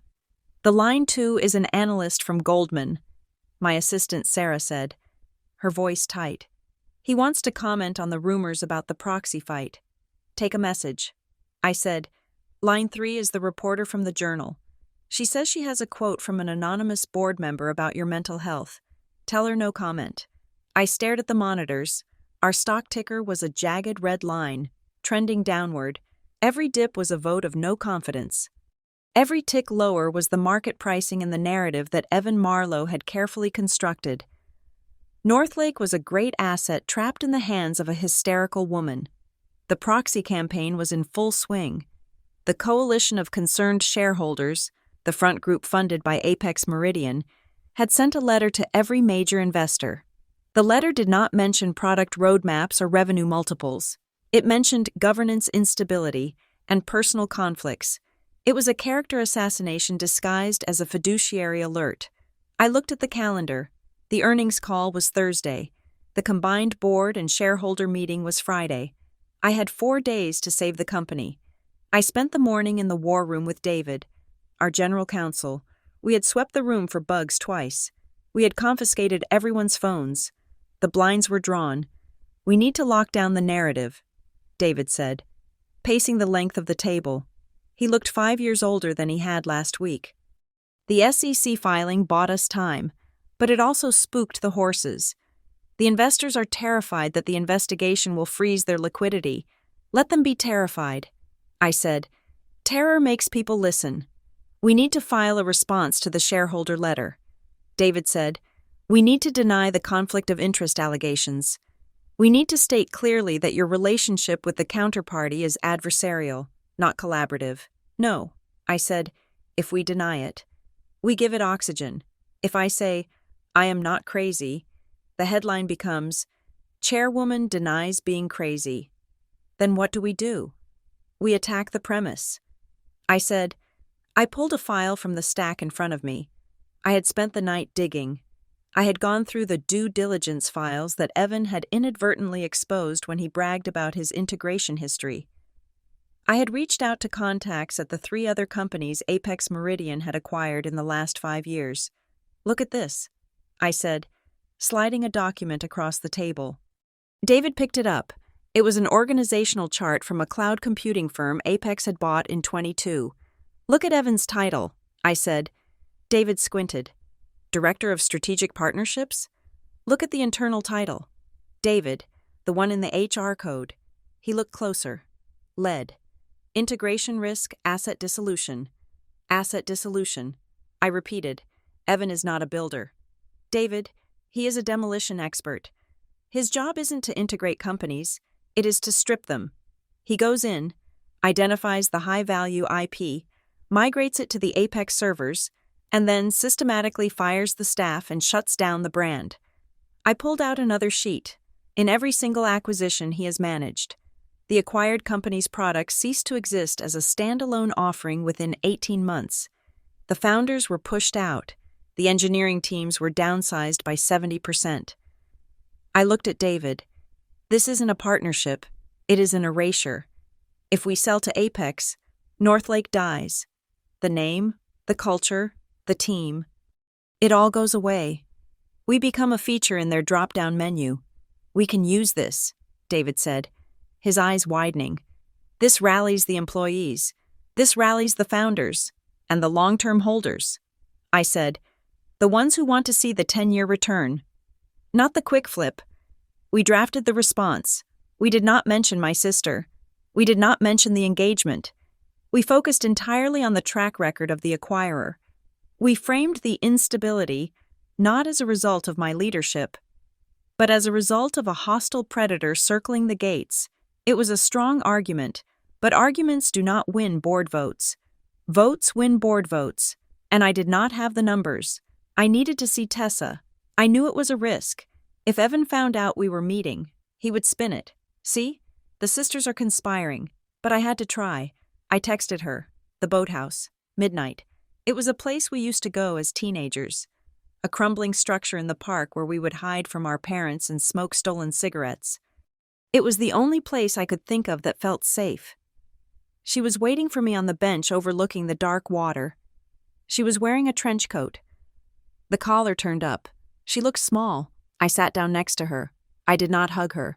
The distance between us was measured in SEC filings and betrayal. "You look tired," she said softly. "I am tired. Tessa, I am tired of fighting my own family to save my job." She looked at the water. "I cannot stop him." "Lydia, I told you, He has the note. I know. I said. I reached into my bag and pulled out a folder. I spoke clearly, my voice cutting through the damp night air. I have spoken to a lawyer, Tessa, a criminal defense attorney. He specializes in white-collar coercion. She flinched. Criminal? If you come forward, I said, if you sign an affidavit stating that Evan Marlowe coerced you into obtaining confidential information by using your debt as leverage, you become a whistleblower. You become a victim of extortion. And, she whispered, and we can protect you. I said, we can file an injunction against the debt enforcement. We can tie him up in court for years. I will pay for the lawyers. I will pay for the settlement. I will get you out. Tessa. But you have to tell the truth. You have to stand up in that room on Friday and say that he forced you to steal that data. She turned to look at me. Her face was pale, illuminated by the distant streetlights. I watched her weigh it. I watched the hope flicker in her eyes, followed immediately by the crushing weight of fear. I cannot, she said. Her voice cracked.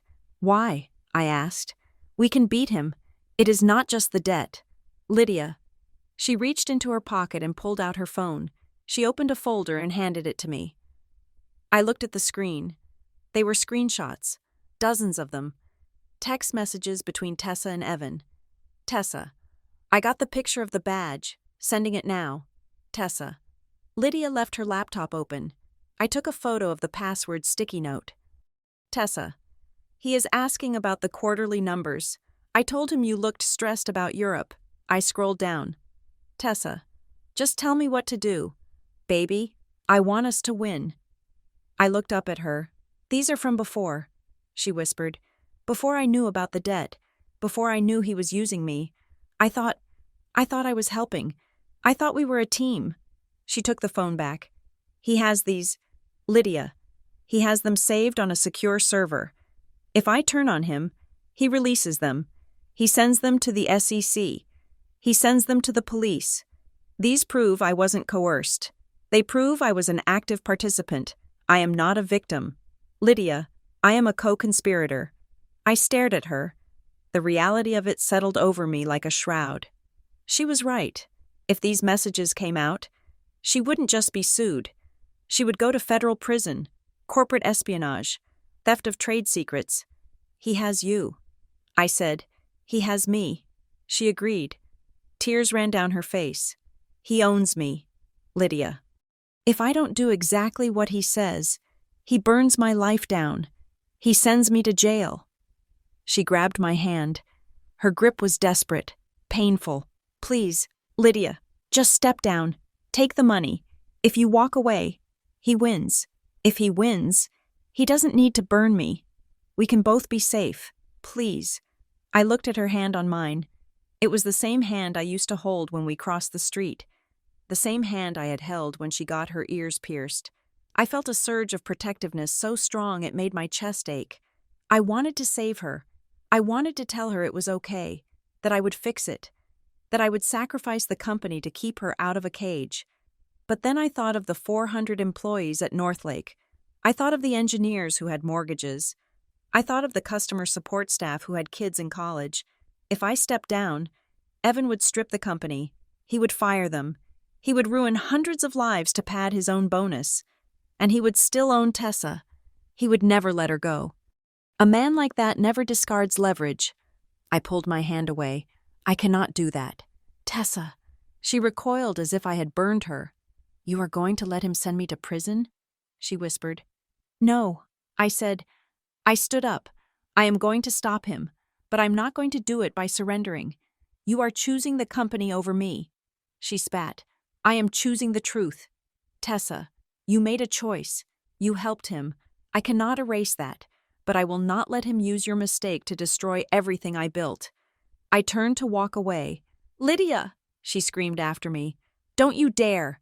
I kept walking. I did not look back. I knew that if I looked back, I would crumble, and I could not afford to crumble. Wednesday, the day before the earnings call. I needed a kingmaker. The board was split. Simon and the new investors were voting for the review. They wanted me out.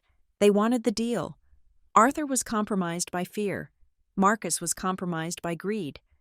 I needed someone who didn't care about the quick buck. I booked a flight to Boston. I didn't tell anyone. I went alone. I sat in the waiting room of Ironwood Capital. They were our largest institutional shareholder. They held 15% of the stock. They were a pension fund manager. They were boring. They were patient. They were ruthless about governance. I met with their representative, a man named Garrick. He was 60, wore a cheap suit, and had eyes that looked like flint. "Ms. Ward," he said, not standing up when I entered, "you have made quite a mess of my portfolio this week." I sat down. I did not apologize. "I am here to clean it up." "Mr. Garrick," he leaned back. "By resigning?" "That is what the street is expecting. By fighting."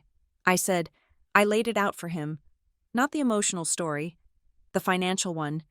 Apex Meridian is not buying a company. They are buying a patent portfolio. I said. I showed him the asset dissolution data. "If you vote for this review, you are voting for a fire sale. You will get a 40% bump today, but in 3 years, that equity will be zero. Northlake will be gone. The compounding value you promised your pensioners will evaporate." Garrick looked at the data. He was silent for a long time. "You make a compelling case for independence," he said finally, "but there is a problem." "What?" "You," he said blunt, "you are the lightning rod. The market thinks you are unstable. The proxy group has done a good job of painting you as a liability. If I vote to keep you, I have to justify it to my own investment committee. They read the papers. Lydia, they see the family drama." I looked him in the eye. "What do you need?" I asked. "I need blood," he said. He leaned forward. "If we support you, we need to know that the governance issues are fixed. Real governance issues, not your sister's engagement. I am talking about the leak." He tapped the table. "I know you found the leak. Lydia, I have my own sources. I know it was Arthur Pendleton's office." I stayed silent. "Arthur is a legend," Garrick said. "But he is a security risk. And your CEO? Marcus has been shopping for a new job for 6 months. Did you know that?" I felt a cold spike in my gut. I did not know that. "If you want Ironwood's vote," Garrick said, "you need to show us you can do the hard thing. You need to clean house. You need to commit to removing Arthur from the board. And you need to commit to a CEO search." He looked at me. "You have been protecting them, Lydia, because Arthur is your mentor, because Marcus is your friend. That is why the market thinks you are weak. They think you value loyalty over competence. Prove them wrong. Give me their heads, and I will give you my vote." I looked at my hands. Arthur, who had taught me everything. Marcus, who had been in the trenches with me for 5 years. They were my family, my work family. But Arthur had betrayed me to save his retirement, and Marcus was already leaving. I realized with a sudden clarity that Garrick was right. I had been protecting them. I had been carrying them.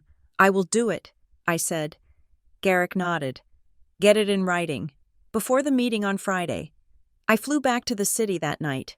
I went straight to Marcus's apartment. It was late, past 10. He opened the door, looking surprised. He was wearing sweatpants. He held a glass of wine. "Lydia, we need to talk." "Marcus." I walked in. His apartment was packed with boxes. "You are moving?" I asked. He looked embarrassed. Well, with the acquisition looking likely. I thought it was time to downsize, or upsize, depending on the payout. I looked at him, the man I had hired, the man I had defended to the board a dozen times when he missed his targets. "Garrick told me you've been shopping for a job." I said. Marcus sighed. He put the wine down. "Look, Lydia, it is business. The writing was on the wall. Apex is a machine. When they started circling, I knew we couldn't win. I have a mortgage. I have alimony. I couldn't risk going down with the ship." "So you helped them?" I asked. "I didn't help them. I didn't stop them." He looked at me, and for the first time, I saw the pity in his eyes. "Lydia, we talked about it. Me and Simon, and Arthur." "Talked about what?" "About asking you to leave, before Evan even showed up. The world stopped spinning for a second. What, 6 months ago? Marcus said, when the stock was flat, we thought maybe you were too intense, too operational. We thought we needed a chair who was more political, someone who could play the game. You are a grinder. Lydia, you work harder than anyone, but you make people nervous. You never turn it off. I stared at him. They had been planning to oust me before the engagement, before the leak, before any of it. I wasn't the beloved leader. I was the workhorse they were tired of feeding. It should have broken me. It should have made me cry. Instead, I felt a strange sense of relief, the loyalty I had been killing myself to preserve. It didn't exist. It was a phantom. I wasn't betraying them by agreeing to Garrick's terms. I was just catching up to where they had been for months. I pulled a document from my bag. Sign this. I said, what is it? Your resignation. I said, effective immediately after the shareholder meeting. He laughed nervously. Why would I sign that? Because if you don't, I said, I will release the internal Slack logs where you discussed the acquisition premium with Arthur before it was disclosed to the full board. That is conspiracy. Marcus, it invalidates your severance package. He went pale. You wouldn't. Try me, I said. He looked at my face. He saw the new landscape there. He saw that the Lydia who covered for him was dead. He picked up a pen. He signed. Thank you. Marcus, I said. I took the paper. He looked at me as I walked to the door. You are going to be all alone. Lydia, he said. You know that, right? I opened the door. I have been alone for a long time. Marcus, I just didn't realize it until tonight. Thursday passed in a blur of earnings calls. I delivered the numbers. I answered the questions. I was robotic. I was flawless. I ignored the questions about the governance review. We will address that at the shareholder meeting. I said, over and over again. Friday morning, 4 a.m. The meeting was at 9. I was in my apartment. I was fully dressed, armor on, navy suit, white silk blouse. My phone pinged. Email, anonymous. Subject, not a sale. A license. I froze. I opened it. It was a draft contract, a term sheet for strategic technology licensing. I read it. My breath caught in my throat. It wasn't an acquisition agreement. The deal Evan was proposing, the deal Simon and the board were salivating over, wasn't a buyout. It was structured as a perpetual exclusive license. Apex Meridian wouldn't buy the shares. They would buy the rights to the code. The difference was subtle but fatal. If they bought the company, the shareholders got paid. The employees with options got paid. But under this license structure, Northlake would remain an independent shell company. Apex would pay a large upfront fee, huge, billions, but that money wouldn't go to the shareholders immediately. It would go into the company coffers. And then, I read the fine print on page 40. Clause 12.4. Operating expense cap. Apex would control Northlake's budget. They would strangle the operating costs. They were going to hollow us out. They would take the code, pay a fee that looked huge on paper, and then starve the company to death. The stock wouldn't go up. It would crash to zero because we would have no product to sell and no money to pivot. The premium Evan was promising the board was a mirage. It was a licensing fee that would never reach the investors' pockets. It was a con. A massive, complex, sophisticated corporate con, and Evan had sold it to them because they were too greedy to read the fine print. I printed the document. I stood up. I walked to the mirror. I looked at myself. The dark circles under my eyes were covered with concealer, but I could see them. I looked like a ghost, but Marcus was wrong. I wasn't alone.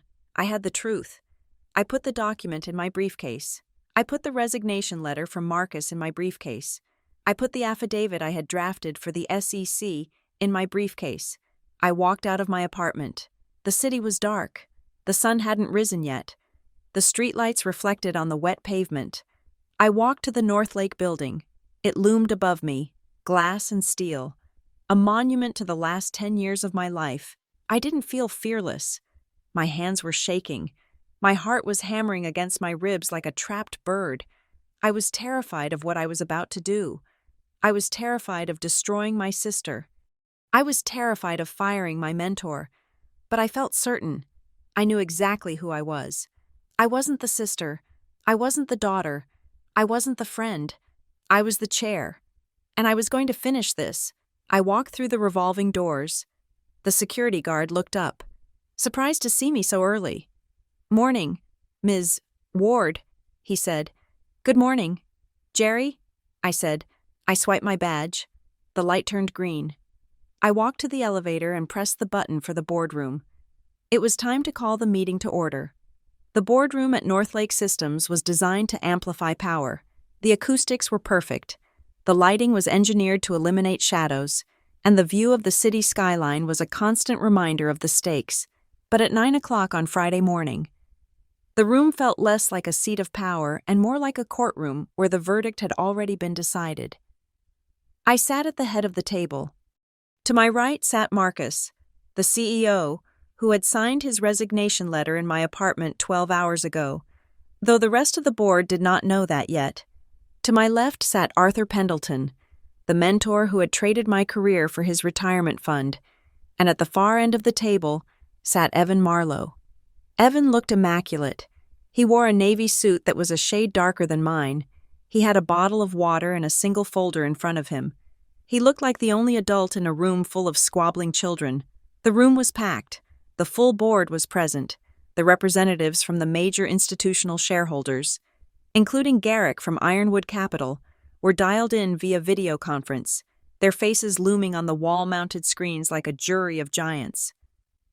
I tapped the microphone. The sound echoed slightly, silencing the murmurs. "Good morning," I said. My voice was low, devoid of the tremor that was currently vibrating through my hands beneath the table.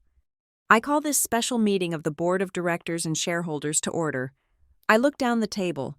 "We have a heavy agenda today," I said. "We have a motion for an independent leadership review. We have a vote of confidence, and we have a strategic proposal from Apex Meridian." I paused. I looked directly at Evan. "Mr. Marlowe," I said, "as the representative of the proposing entity, you have the floor." Evan stood up. He buttoned his jacket with a casual, fluid motion. He smiled at the board, a smile that conveyed sympathy, patience, and just a hint of regret that it had come to this. "Thank you, Madam Chair," he said. He walked to the side of the room, commanding the space. "I will be brief," he said. "We all know why we are here. Northlake is a remarkable company. You have built a product that is best in class, but the market is shifting, the winds are changing, and a single ship, no matter how well built, cannot survive a hurricane alone."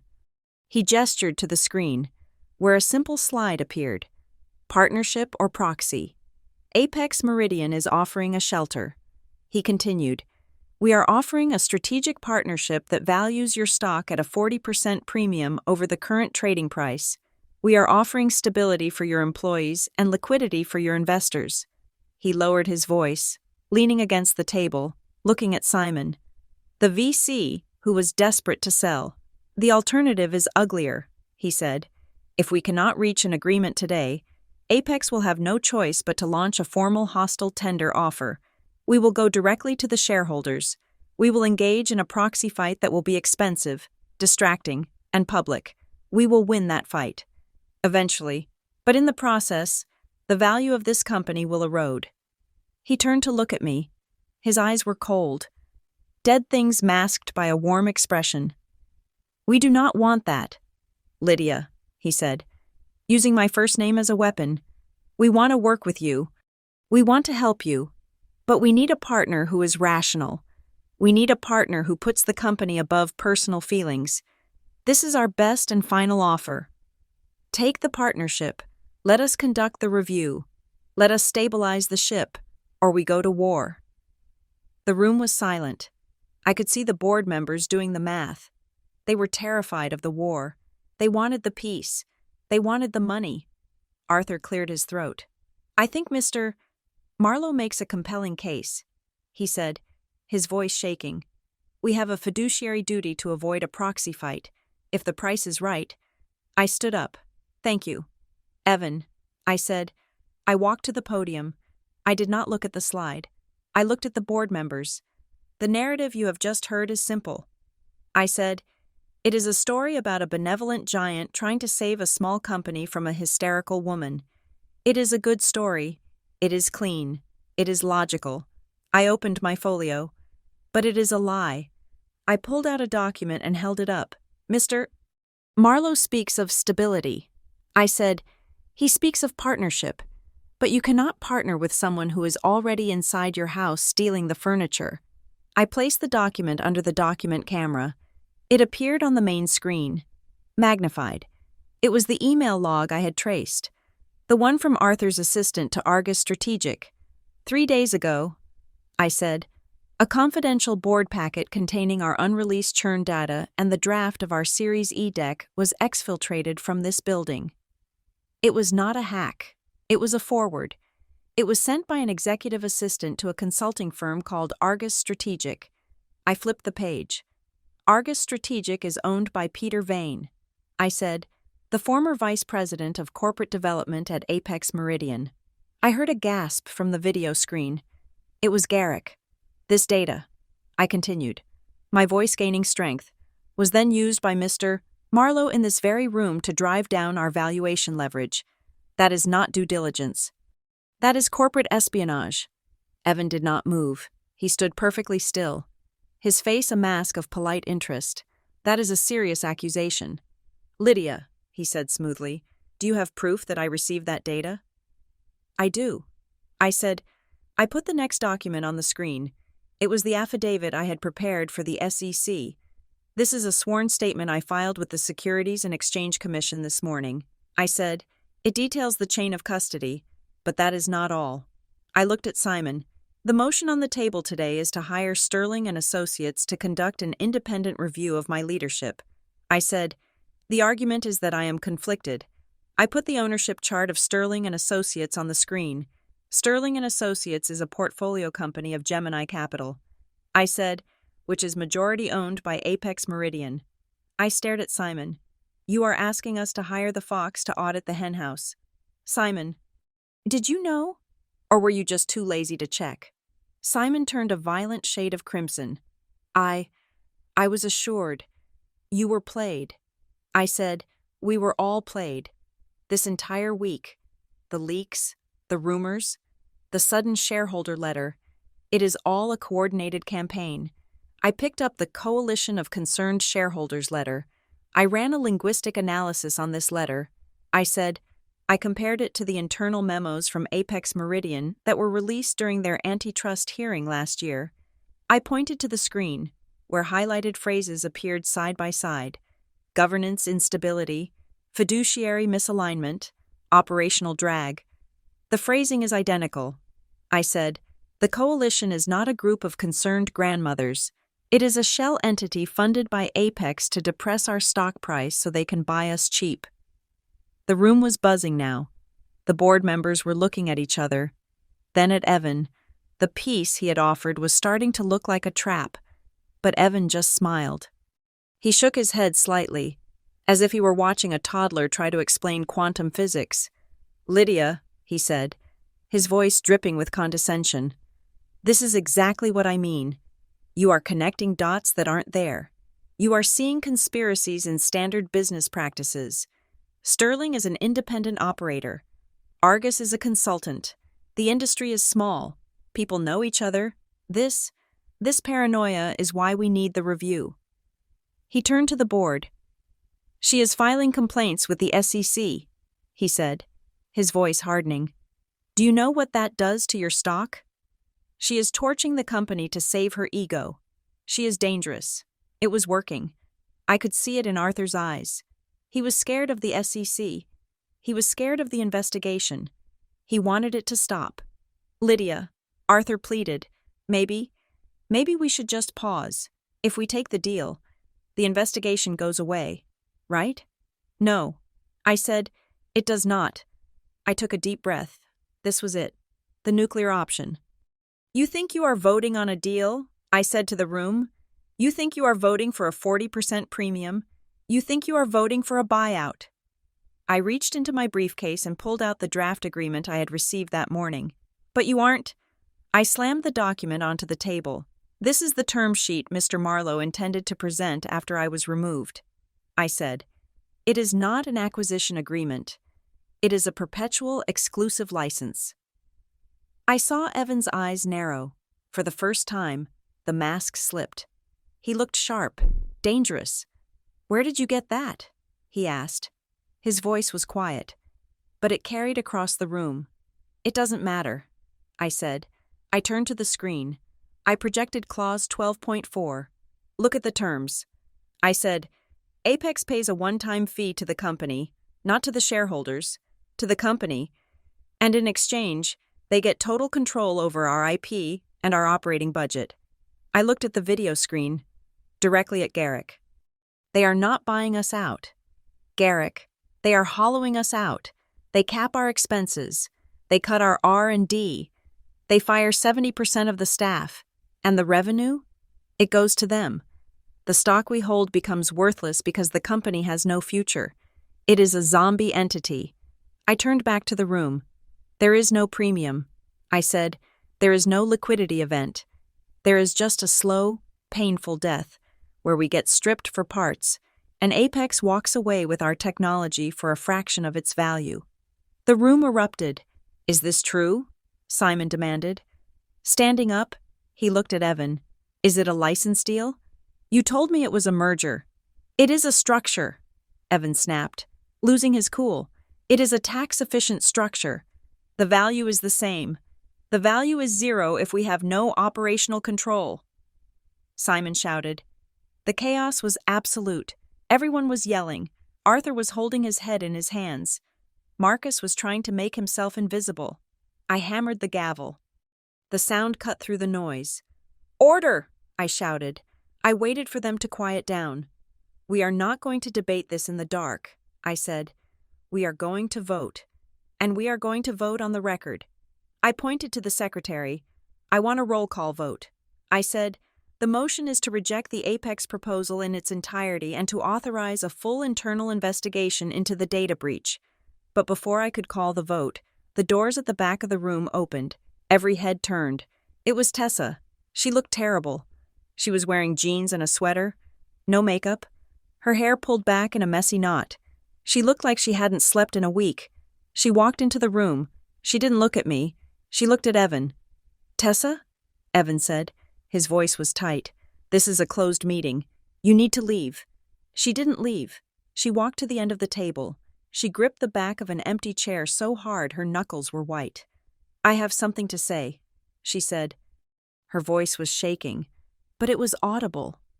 Tessa, don't, Evan warned. His tone was low, threatening. Go home. We will talk later. We are done talking, she said. She looked at the board members. She looked at the giant face of Garrick on the screen. My name is Tessa Ward. She said, I am the chairwoman's sister, and I am the leak. The room went dead silent. I took a photo of the visitor badge. She stammered. I took a picture of Lydia's password. I told Evan when the earnings call was. I told him about the Europe numbers. Tessa, stop. Evan hissed. He started to move toward her. Sit down. Evan, I shouted. He froze. Tessa took a deep breath. She looked at me for the first time. Her eyes were filled with tears. But they were also filled with a strange, terrified resolve. I didn't do it because I wanted to hurt the company. She said, I did it because I owe money. She looked back at the board. I have a debt. $150,000. Evan bought it. He holds the note. He told me that if I didn't help him, if I didn't get him the information, he would call the loan. He said he would bankrupt me. He said I would go to jail. She started to cry. Ugly, gasping sobs. He owns me, she whispered. He forced me to do it. She looked at Evan, who was staring at her with a look of pure, unadulterated hatred. I am sorry, she said to him. I am so sorry. But I cannot go to prison for you. I cannot do it. She collapsed into the chair, burying her face in her hands. The silence that followed was heavy enough to crush bone. Evan stood there. The smooth, corporate exterior was gone. He looked like a wolf that had been cornered. He looked around the room. He saw the disgust on the faces of the board members. He saw the calculation in Garrick's eyes. He laughed. It was a short, sharp sound. "This is touching," he said. "Really, a very moving performance." He pointed at me. "So this is your defense, Lydia? You drag your mentally unstable sister in here to cry about her shopping debts? You turn a boardroom into a soap opera?" He looked at the investors. "This is exactly why you need to sell," he said. "This family is toxic. You have a chair who is paranoid and a sister who is a thief. Do you really want to trust your capital to this circus?" He leaned on the table, staring at me. "You are compromised. Lydia, you are emotional. You are letting your family drama destroy shareholder value. You should be ashamed." He was good, even now, with the gun smoking in his hand. He was trying to spin it. He was trying to make my humanity my weakness. I looked at him. I felt a strange calm settle over me. It was the calm of the runner at mile 20, when the pain stops registering and there is only the road.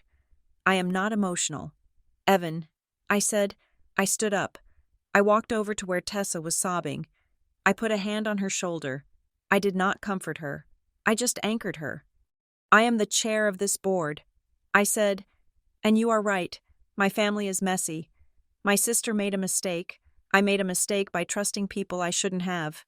I looked at Arthur. He flinched. "But that is personal." I said, "What you did? That is business." I turned to the board. "Mr. Marlowe extorted a family member of a corporate officer to obtain material non-public information. He used that information to manipulate a stock price. He structured a deal to defraud shareholders of their long-term value." I looked at Garrick on the screen. "That is not family drama," I said. "That is a felony, and we are not going to let a felon own this company." I walked back to the head of the table. "I call the question," I said. "All in favor of rejecting the Apex proposal and referring Mr. Marlowe and his associates to the SEC for investigation?" Garrick spoke first. His voice boomed from the speakers. "Ironwood votes yes, and God help you, Marlowe." Simon looked at the term sheet again. He looked at the operating expense cap. He realized his payday was a lie. "Yes," Simon whispered. Arthur looked at me. He was crying silently. "Yes," he said, one by one. The hands went up. It was unanimous. Evan stared at us. He picked up his folder. He picked up his water bottle. "You are making a mistake," he said. His voice was flat. "We will crush you in the market. We will short this stock until it is a penny share." "Get out," I said. He looked at me one last time. There was no respect in his eyes, only calculation. He was already planning his next move. He walked out. Tessa was still crying in the chair. The meeting wasn't over. The room felt like a battlefield after the smoke clears. There were bodies everywhere. Marcus looked at me. He looked terrified. He knew what was coming. "We have passed the motion to reject." I said, "Now we move to the governance items." I looked at Arthur. "Arthur," I said gently, "I am accepting your resignation from the board, effective immediately." Arthur nodded. He stood up slowly, like an old man. He walked out without a word. I looked at Marcus, and Marcus, I said, "I am accepting your resignation as CEO, effective immediately." The board gasped. Simon started to protest. "Lydia, we cannot lose the CEO and a board member in one day. The stock will plummet. The stock is going to plummet anyway." "Simon," I said, "we just declared war on a giant." I looked at the screen. "Garrick," I said, "do I have Ironwood's support for the transition?" "You have it." Garrick said, "Clean house, Lydia." I looked at the empty seats. I looked at my sister, who was broken. I looked at the board members who were looking at me with a mixture of awe and fear. They were afraid of me. I had just decapitated the leadership. I had exposed the company to a federal investigation. I had turned down a fortune. I had saved the company, but I had made myself a liability. The narrative Evan had planted, that I was unstable, that I was conflicted, that I was too close to the drama, would stick every time the stock dipped. They would blame the family feud. Every time I made a decision, they would wonder if it was emotional. I could not lead this company anymore. I had become the story, and the story was toxic. I picked up the gavel. "There is one final item," I said. The room went quiet. The accusation of conflict of interest. I said, "It was manufactured, but the perception of conflict is real. Apex will weaponize it. They will say that Northlake is being run by a woman who is fighting a personal vendetta. They will use that to scare away customers and partners." I looked at the gavel. "Lead with wisdom. To win the war." I said, "We need to remove the target." I looked up. "I am resigning as chair of the board. Effective immediately." "No!" Tessa screamed. She looked up. Her face blotchy. "Lydia, no! You won." "I didn't win, Tessa," I said softly. "I just survived." I looked at Simon. "Simon, as the longest-serving independent director, you will assume the interim chair role until a search can be conducted. Garrick will lead the search committee." "Lydia," Simon said, stunned, "you don't have to do this." "I do." I said, "It is the only way to kill the narrative. If I am gone, Evan has no leverage. He has no story. It just becomes a failed business deal." I stood up. "I will cooperate fully with the SEC investigation." I said, "I will testify against Evan. I will testify regarding the leak." I looked at Tessa, "And I will make sure the truth about the coercion is part of the record." I closed my folio. "The meeting is adjourned." I said, "I didn't use the gavel. I left it on the table." I walked over to Tessa. "Come on," I said. She stood up, shaky. "Where are we going?" she asked. "We are going to get a lawyer," I said, "and then we are going to get some coffee." We walked out of the boardroom. We walked past the staring employees. We walked past the security desk. We walked out into the morning light. The sun was up. The city was awake. I took my phone out of my pocket. I saw the stock ticker. Northlake was down 20%. It hurt. It hurt like hell. I had spent 10 years building that line. But then I looked at my sister. She wasn't glowing anymore. She wasn't bragging. She was a mess. But she was real, and she was free of him. I looked at the building one last time. I had lost the title. I had lost the power. I had lost the future I thought I wanted. But as I hailed a cab, I realized something. For the first time in 33 years, I wasn't carrying the weight of the world. I wasn't the chair. I wasn't the fixer. I was just Lydia. And for now, that was enough. Thank you so much for listening to Sister Saeed. My fiancé works at a tech giant. Until he walked into the board meeting I was chairing. This was a story about the brutal reality of corporate warfare and the complicated, messy bonds of sisterhood. I would love to know where you are listening from. Please drop your city or country in the comments below. And if you enjoyed Lydia's battle for the truth, please subscribe to the Revenge Stories channel. I want to hear your thoughts. Did Lydia make the right choice by resigning? Let me know in English in the comments section. Until next time.